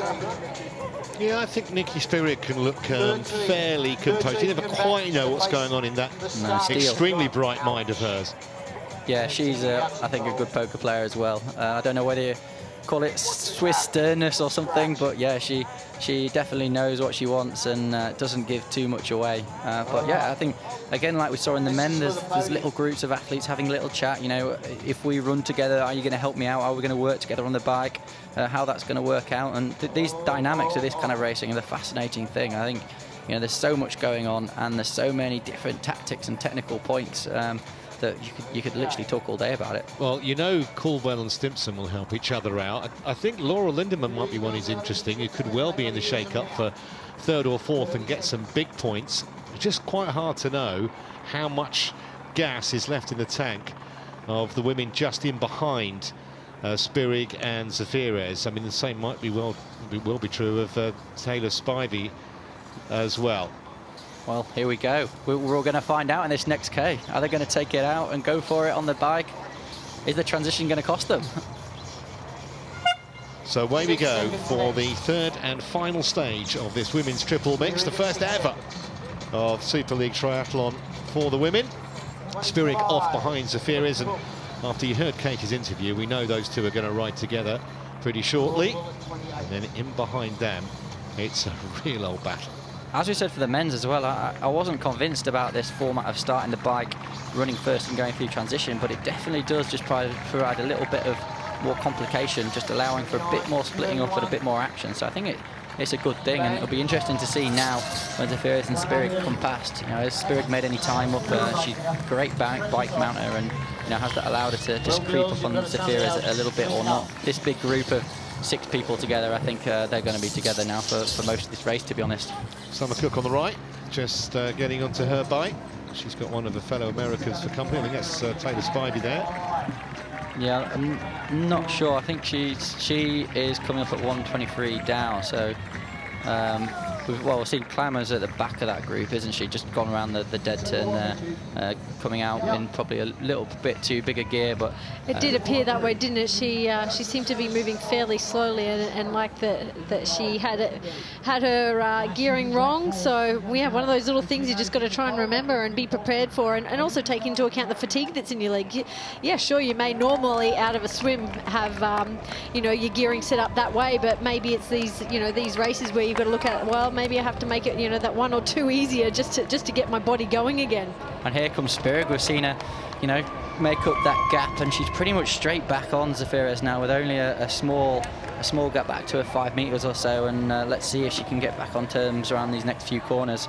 But yeah, good cornering by Zaferes. They're using the whole road on a corner like that. You know, the more of the road you can use, literally, even if you hit the barrier and just nudge off it, the faster you can get around that corner and the safer it is. Well, she's literally on Zaferes' wheel now, isn't she? Remember, they've got 5 laps of 1 kilometre each, and then they're going to be into the water. So they finish up with the run.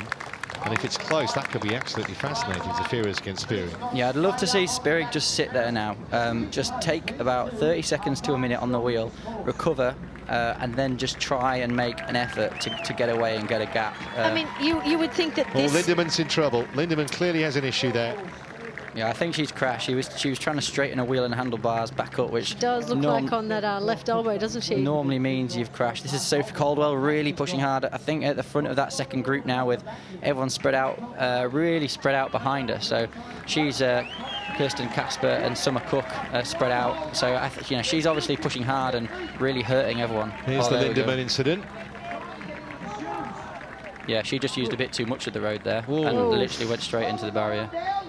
But she was trying, you know. Sometimes you've got to take risks in events like this to get back on terms, and that's what she tried to do. But yeah, she doesn't look like she's hurt herself too much. She stood straight back up, which is good to see. Hopefully she'll be able to start tomorrow. Yeah, there was a grimace and there was almost a semi-smile of resignation there. But let's hope she's okay. It looked much worse than I think it was. So hopefully all will be good there. Meanwhile, Zafira's and Spirig continue their merry way up front.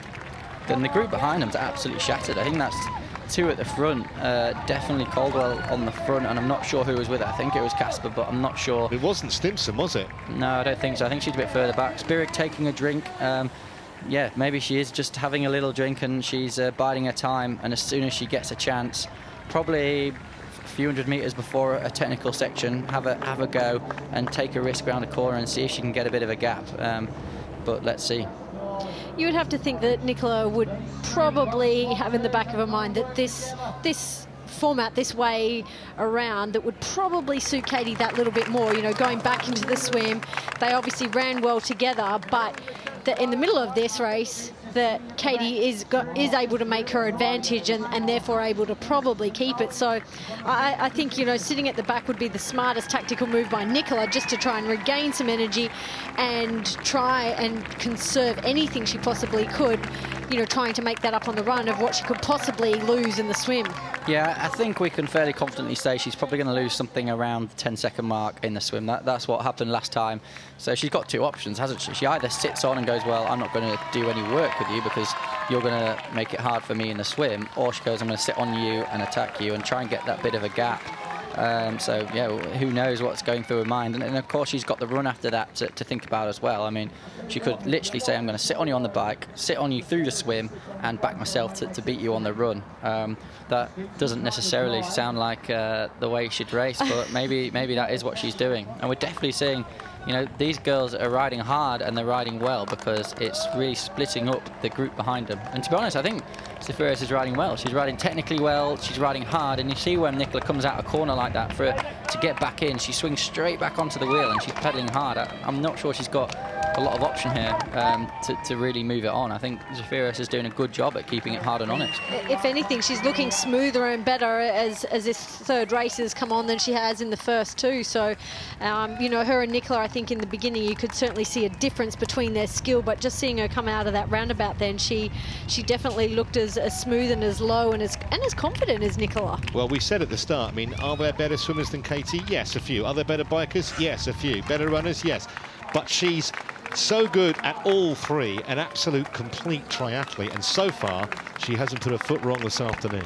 With the course thing as well, you know, you never really get a chance to ride a course with all the barriers up. I mean, you can ride around the roads, but you might as well ride around a shopping supermarket car park somewhere because it's completely different when the barriers are there. So you get a bit more confident as you go around the course. It's definitely as the laps go on, you get a chance to just be a bit more risky and learn what the corners are like, and that might be happening. You know, Zafira's might just gain confidence as she's gone on, as she knows the corners and knows what the limits are. We see Caldwell working really well with Casper, but Jodie Simpson is, with using all the grit she's got, just pulling them back in the game here.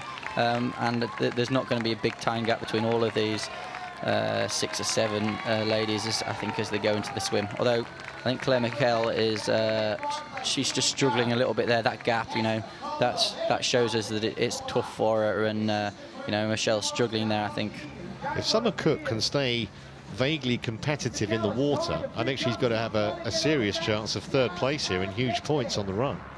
I have to agree. I mean, she has been there, and like we figured it in the previous in the previous stage, that she must have had a technical, so that she wasn't, you know, coming undone, so to speak. And yeah, I think, you know, she's an athlete that has seemingly been fairly quiet, and probably not someone we really talked that much about before the race. But you know, I think you're 100% right that there could be a chance of her coming in on that podium. Yeah, we're seeing Caldwell and Casper here in third and fourth place behind the leading two, and doing a really good job of working together. Actually, you know, they look like they've shared the work on the front fairly evenly, and then given the other one a chance to have a bit of a rest on the back. But that's all they can do. I mean, it's the absolute obvious thing to do, and they're doing the right thing, showing the work to limit the time losses to these two and try and get in front of the girls behind. But even though it is the obvious thing to do, that's not always what happens in sport, and especially triathlon, as people have, you know, different motives and different ideas. Well, as they come through with a lap to go, obviously because of that crash, Lindemann's now fallen more than 90 seconds behind. There are other casualties too. Abrosimova is right on the cusp. We'll keep you updated with exactly who's out and still who's left in. There's a 90-second rule, remember. If you fall 90 seconds behind at any stage, you are eliminated. So bell lap on the bike, and Caldwell currently heading a group. Oh, well, her and Casper actually got themselves a little gap in third and fourth. Yeah, like we're talking about, those two are on their own, and they've been showing the work quite nicely. Claire Michelle there, still off the back, 10 metres off the back. That's a hard way to ride 7K. She's got no benefit from the girls in front of her at all. In contrast to what Jodie Stimpson's having to work hard. I think she's done that entire race on the front on her own, trying to catch a training partner in front of her. Nicola Spirig taking on the front for the first time, maybe. But again, I think Zafiris just has seems to have a bit more firepower out of those corners, or Spirig's playing a very tactical game. Who knows? Well, seems to me Zafiris is adopting a thou shalt not pass kind of attitude, because I think Spirig was interested there for a minute, and Zafiris just shut the door on her on this final lap. So round the roundabout for the final time on the bikes. Remember, a 2-kilometre run will follow this, and then we'll find out who will get the points on this first ever Super League Triathlon women's triple mix. So you saw Michelle there, Claire Michelle from Belgium, pretty much on every straight bit of road she gets back on terms of that group within a few metres, gets in the draft zone, the right place to be. Every time she goes around a corner, goes off and has to sprint back on again, so it's costing her so much more energy than a few people in front of her. Spirit gets around her for transition, you know, exactly where she wants to be, exactly like we talked about before. If she can get in that swim first, even if it is just a body length in front, her chances of staying with Zafiris on her feet as she comes out just is so much better. So a 300-metre swim now, and they're together as they have been for, well, probably about half an hour.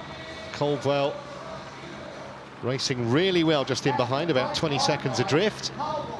So she certainly does race with more maturity. Like you said, she spoke with far more maturity than what her age is, and she does race like that as well. I think she's got an extremely bright future ahead of her.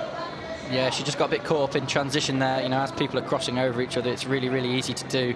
And yeah, that's going to cost a couple of seconds. But this group are all together, and I think we're probably going to expect probably to Constantina back together on the swim. Spirig is going to make it into the water first, I think, which, you know, should help her. As Zafiris has to swim past her, Spirig can just get that advantage.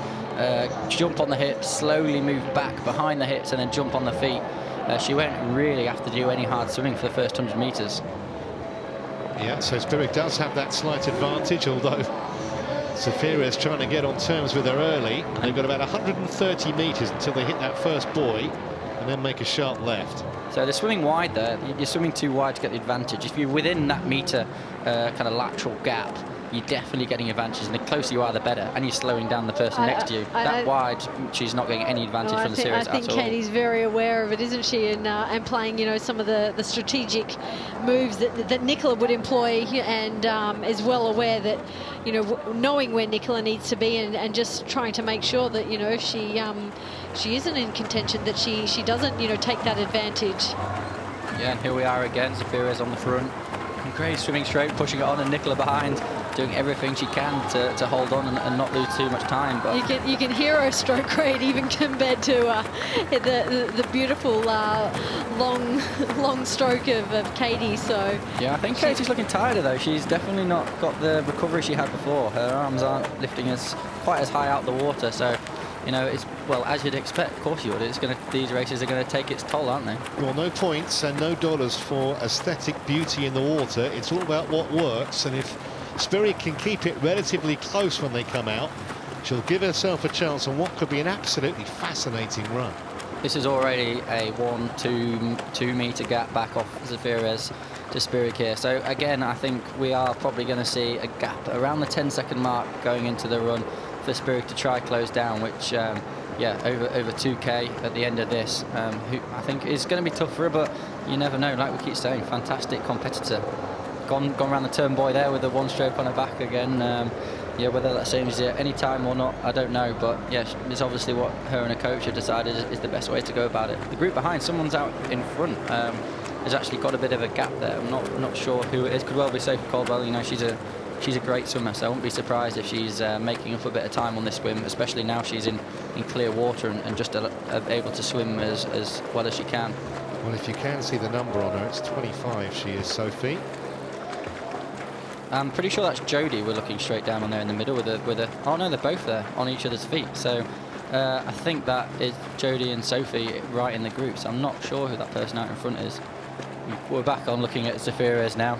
Looking at a leg kick, we could critique that, I don't know. I don't kick my legs, so I'm definitely not one to talk about this. It's not a prescribed method, is it, for triathletes to do that much with their feet in the water, is it? I think it's horses for courses, it really is. Again, you know, it's an age-old debate, and we'll talk about this as well, whether you're better kicking or not. Should you kick nearer the end of the swim? Does that save your legs for later on? And I just think it's so independent. You know, what swimming stroke have you grown up with? Are you a quick turnover swimmer or not? Do you rely on your leg kick or not? And I think there's so many different, you know, for example, I swim with a high turnover, and Javier Gomez swims with a decent leg kick and a low turnover, and we normally end up in a fairly similar position. Just saying, the last group of four, which is Spivey, Riveros, Lindemann, who actually still is in at the moment, and Abrosimova, they're right on the cusp of being 90 seconds down, so we might lose all four of them, and then we'll have even fewer men left, even fewer women left than we had men about an hour and a half ago. Yeah, I think this elimination format is great, but it's tough on the athletes. I think we should probably explain the reason for it is a safety one. You know, you can't have people lapping each other on the bike. So with about just over a kilometre lap on the bike, 1.2k, 90 seconds, they're probably getting round it in about 140, 150. I don't think we've actually timed it yet. So if you don't eliminate them, you could get lapped athletes in the way, which is dangerous and I think really bad for spectating as well. Yeah, it's not done to shame them. It's purely for safety reasons. So the leading two are out. We'll get you that time differential momentarily, but here are the chasers, and as you can see, it's all to play for third, fourth, and fifth by the look of it, and there's a huge difference in points. Yeah, Casper and Summer Cook right up there. So Summer Cook's in a good position here to use a run strength, not only on the run, but getting up this hill, we keep talking about it, and all the way through transition. So I'd expect to see her make a bit of a move, but the big question is whether Spirit can catch Zafira's up. Nice, fairly clean transition for Zafira's. Transition, she's out and going. I think it's the first sign of fatigue I've seen in both of their faces. That's maybe the first glimpse I've possibly seen between Nicola or Katie. So, you know, we talked that Nicola may have been more tactical and on the bike and just sat on Katie to try and conserve. Did Katie spend too much? And someone like Summer, you know, how fast is she running, and you know, is her ability, you know, capable of actually tacking onto the back of these two? Well, you said 10 seconds, Alice, so it's actually 11, so if you could try and be a bit more accurate in future. I'll try my best. As we saw in the men's as well, I mean, these guys, these girls are running nowhere near as quick as they did in the early events. The fatigue and the lactate from the swim, blood in the wrong place, whatever you want to call it, is really taking its toll. And this group of 6-7 girls who are together is spread right out, and that's coming out the swim, the fatigue taking its toll, and going through transition, making mistakes when you're tired. Well, it's Zafira's race to lose from here. She's got a very handy advantage over Nicola Spirik, who has a similar distance back to the chasers. Summer Cook is amongst those, and also Sophie Caldwell too. Yeah, and Casper. Looking at this first few hundred metres, I can't see Spirit catching Zafira's from here. She didn't look like she was moving that well, and yeah, very rightly so. She might go, actually, the effort and the likelihood is I'm not going to get back on terms of the let's settle for second and save my energy for another day. A number of times Kirsten Kasper goes under the radar. We've hardly seen her, we've hardly mentioned her, and she could come third or fourth there very easily. Yeah, definitely, yeah. She shares a name with the ghost. Maybe that's a good analogy. Never see her until she gets to the finish line. Well, we've all seen Katie Zaferes. We've seen plenty of her in this event. We've seen plenty of her this season. She's predominantly at the front in every race in which she competes, and she's put herself in pole position here to get maximum points and win the women's triple mix. Nicola Spirig gamely battling on in second. Yes, Zaferes is running well there. I mean, quite interestingly, she doesn't look like she's running that fast, but she obviously is, and I think she just has a fantastic endurance physiology there that's driving her ability to do these sports. Whereas if you look at Nicola Spirig, she just looks like, you know, she's moving, running a bit better, but evidently I think Zaferes is actually putting a bit of time into it, to be honest. I don't think Nicola has caught her at all, so it's just interesting looking at how the different kind of techniques and ability to do it. Exactly like we're talking about swimming and kicking, it's horses for courses. There's no one way to do it. Yeah, relatively, you know, relaxed shoulders, hand carriage is still actually quite low compared to Nicola. You know, her shoulders are quite high as well as her hands, and a you know, quite a quick turnover. You know, her stride's not long, and yeah, like you said, you know, it's often deceiving when people have a running style like that they're moving a lot faster than what you imagine. And I mean, Nicola is also a fantastic runner, but Katie's somewhat making it look very relaxed, even though she is moving extremely well. She is, that poker face. Yeah, you wouldn't have thought this is a third race in the last hour or so, would you? So she's doing a great job, and I think this is her race now. We're just getting the aerial shot of how far they're actually apart, and that I'd say is at least 11 seconds, if not a little bit more now. So I can't see that being caught over the next 1,200 metres, and yeah, I think this is definitely our 1-2. Going to be interesting to see what happens behind though. We saw Kasper and Summer Cook running together, closely followed by some others. So yeah, third place is all to play for. It is indeed, as Zaferes and Spirig will hear the bell.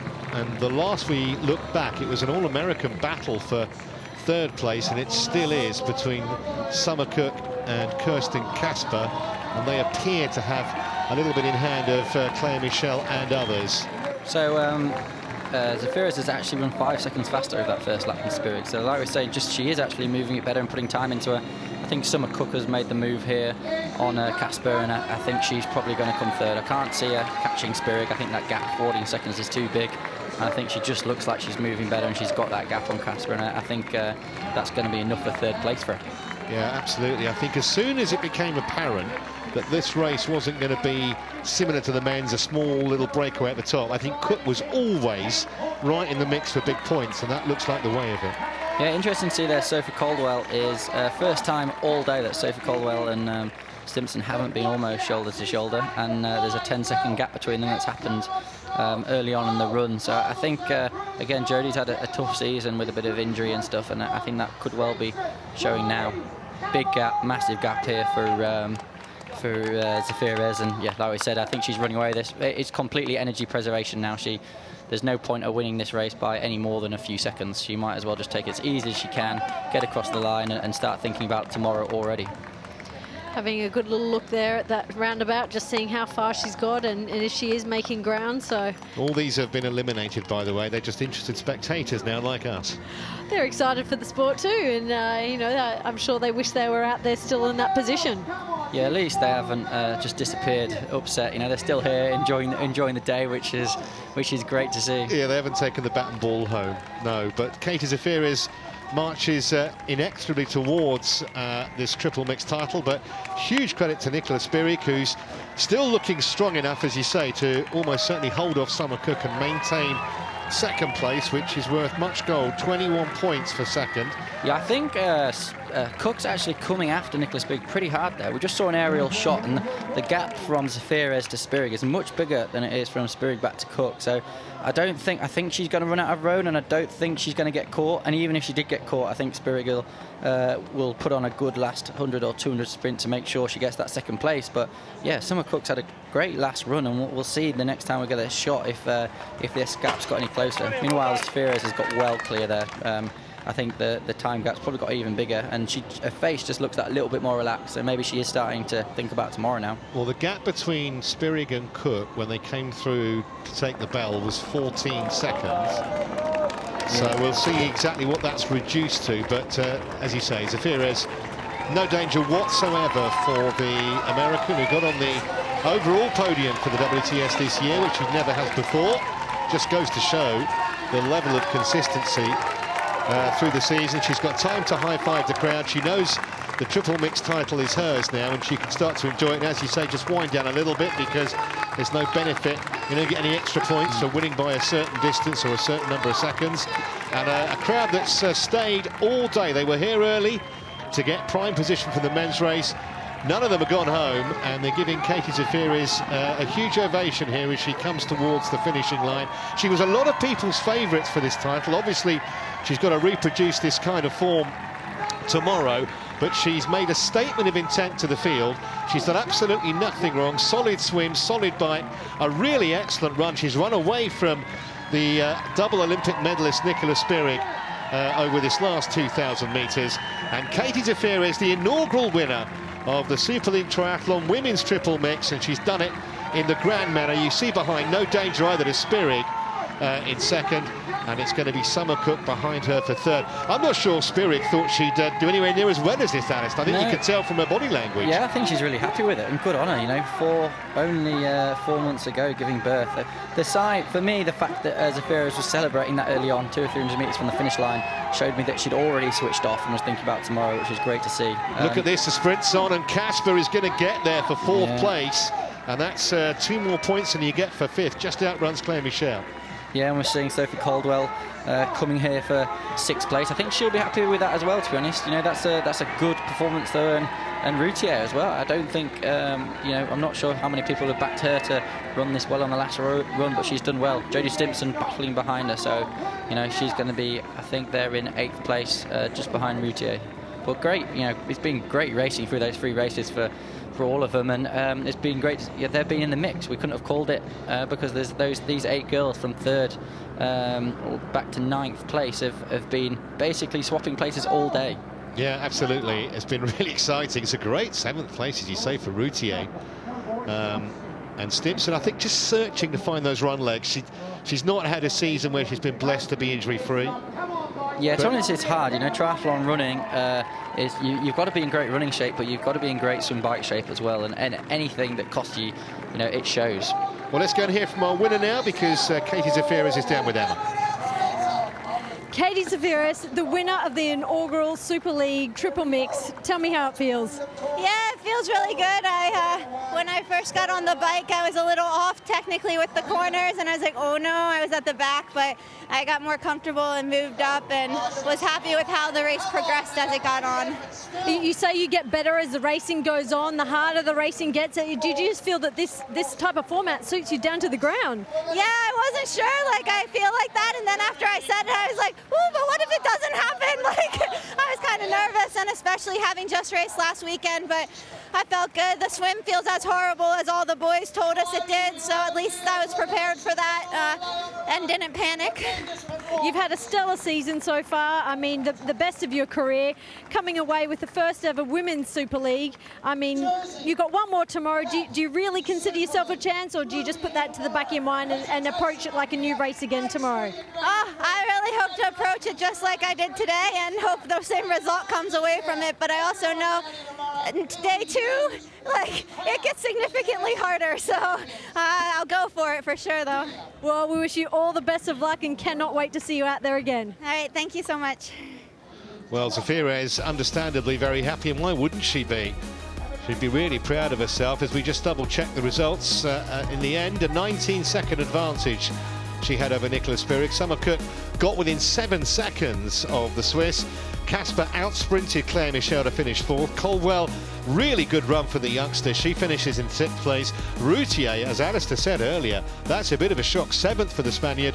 Jodie Stimpson in 8th. Rachel Klammer consistent again with the top 10. And Abrosimova finishing 10th. So we've only got 13 finishers. Was there 14 in the men's? Yeah.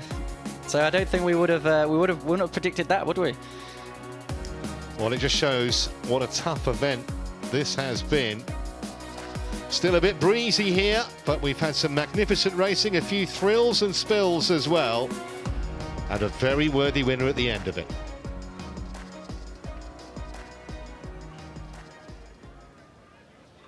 Well, we've got plenty more action for you to come tomorrow, but worth reflecting on Katie Zafiris' performance there. Interesting what we heard her say in that interview, Alistair, about, you know, she was a bit unsure on the bike early on. It took a while to get that confidence, and it certainly showed later. I think that is one of the key things about really good athletes is obviously things aren't going to go your way all the time, and when anyone's having a good day, you physically feel good and everything's in your control, it's easy to have a good race. The times when it's not great, and you know you're worrying about something and you're under pressure, but you recover it, especially in such a short race, I think that's a really good positive sign. Well, talking of good races, Claire Michel certainly had a good race today, and she's downstairs talking to us. Claire, I'm sat with you here. You've just finished the triple mix. Brutal day out. You won the first round, finished 5th overall. Are you happy with that? You know, I'm glad I stood in it. After watching the boys from my hotel room and seeing people the 92nd, I was thinking, oh gosh, you know, one mistake and, you know, one bad swim or something from the get-go and you're chasing the rest of the day. And so, I mean, obviously, winning the first one is good, but you want to win the last one. But I was just thinking, try to get as much of an advantage as I can give myself. Definitely. Well, you held a really good account of yourself today. Tomorrow, as you just pointed out to me, you've got less recovery, so you've really got to go and get recovered now. Everyone says women are tougher, so I guess we'll just deal with it. Absolutely. Thanks for talking to us. Yeah, thanks.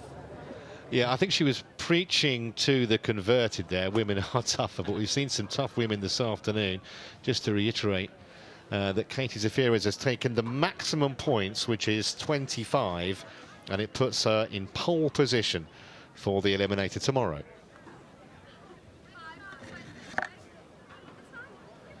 Well, it's been a magnificent day of racing, Ali, and we've seen again that, you know, those who are prepared to take risks are the ones that get the rewards. Zafiris and Spirig in particular. Yeah, I think although we've talked about the top three a lot there, fantastic risk-taking, taking on, brilliant. I think it's worth mentioning young Lindemann from Germany. She crashed and still made it in, and is still in 12th place, still in, finished. Fantastic to see, you know, to get back up after a crash and cope with the issues with that, and she's done all right. So good on her, and let's hope she's not too sore, that she can get out tomorrow and race well.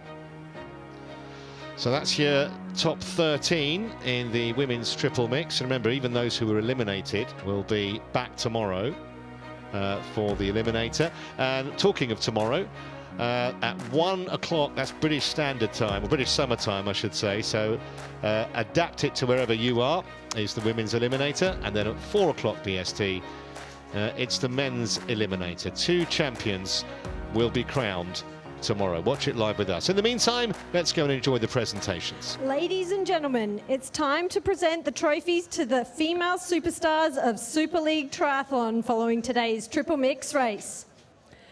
Presenting the triple mix trophies today is local Jersey junior triathletes Eva Scott and Joe Badeau. Presenting the champagne is Mr. Keith Beecham, Chief Executive Officer of Visit Jersey. In 3rd place for the women's triple mix at Super League Jersey 2017, number 99 from the USA. Give it up for Summer Cook.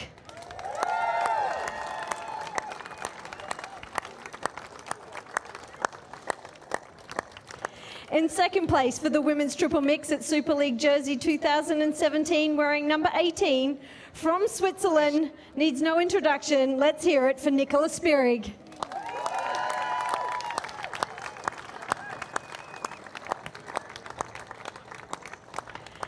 And today's winner, the first ever female winner of the triple mix at Super League Triathlon history. Let's turn it up for number 16 from the USA is Katie Zafiris.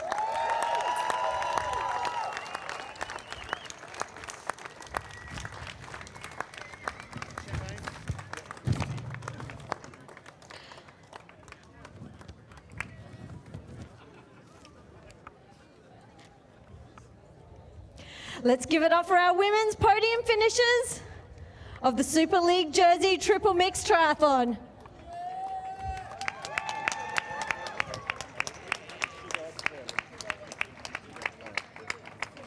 Okay.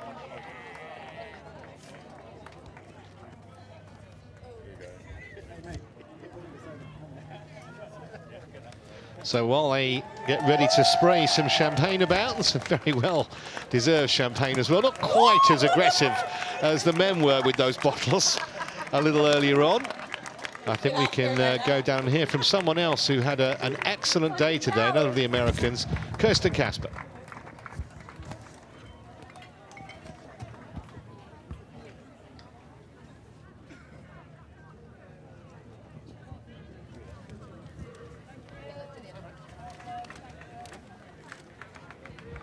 Well, we'll try and get to Kirsten a little later on. All smiles from Summer Cook and Katie Zafiris, who've mentioned the phenomenal American women's team.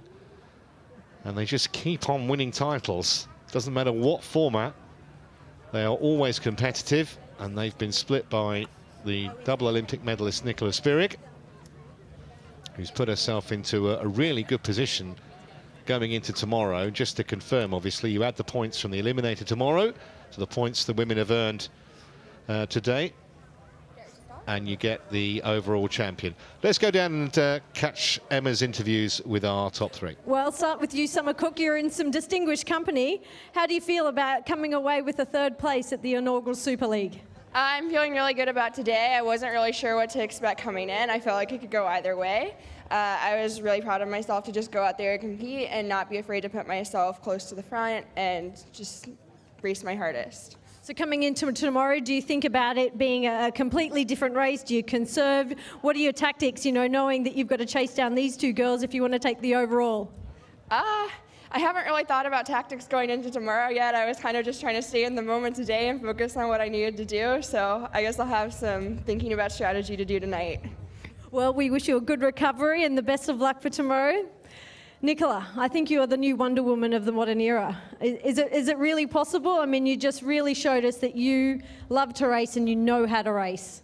Yeah, thank you very much for the support from all of you. It has been great being here. I was just, it was amazing. I had good fun, and I hope I'm a bit of an inspiration for all the moms, and thank you very much. Well, we're very excited to see you go head-to-head with someone that's had a stellar season, number 3 in the world this year on the World Series. What can we expect from you tomorrow? Are you just going to continue to get better? I sure hope so. That's the plan. I just want to, kind of like Summer said, stay in the moment and not think too far ahead, especially tomorrow. I mean, it's this all over again, so you never know what'll happen. Well, we've seen some amazing racing. It's wonderful to see you girls out there, and we cannot wait for you. So go and recover and enjoy the evening. Thank you.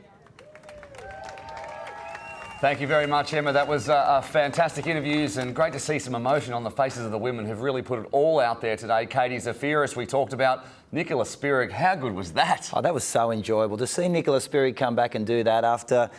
before the Rio Olympics, they were saying what's going to happen with Nicola Spirig. She comes and gets a silver medal, and then she comes to Super League 4 months after a baby, and boom, she's killed it. Let's talk about Laura Lindemann's crash, because we kind of glossed over it a little bit in the telecast, but up here in the studio, we were a little stressed when we saw that, but she got up okay. She did, and she crossed the finish line, which was a real credit to her. But that's the fastest part of the course. So she hit that pretty hard. You can see she got beaten up. She got a couple of badges of honour there. Yeah, back on the bike and straight to it. Would have stung a little bit in the salt water after she got off that one. Let's talk more about Nicola Spirig. Of course, we've harped on about obviously becoming a mother for the second time, but just to show the younger ones exactly why she's considered one of the best in the world and has done for the last 17 or 18 years. Well, she won her first world title in 2001. She was racing back when Emma Snowsill, who's on our commentary team, hadn't even won her first world championship. So she's been around for so long, she just keeps getting better and better. And it was just marvellous to see her at the front of a triathlon again.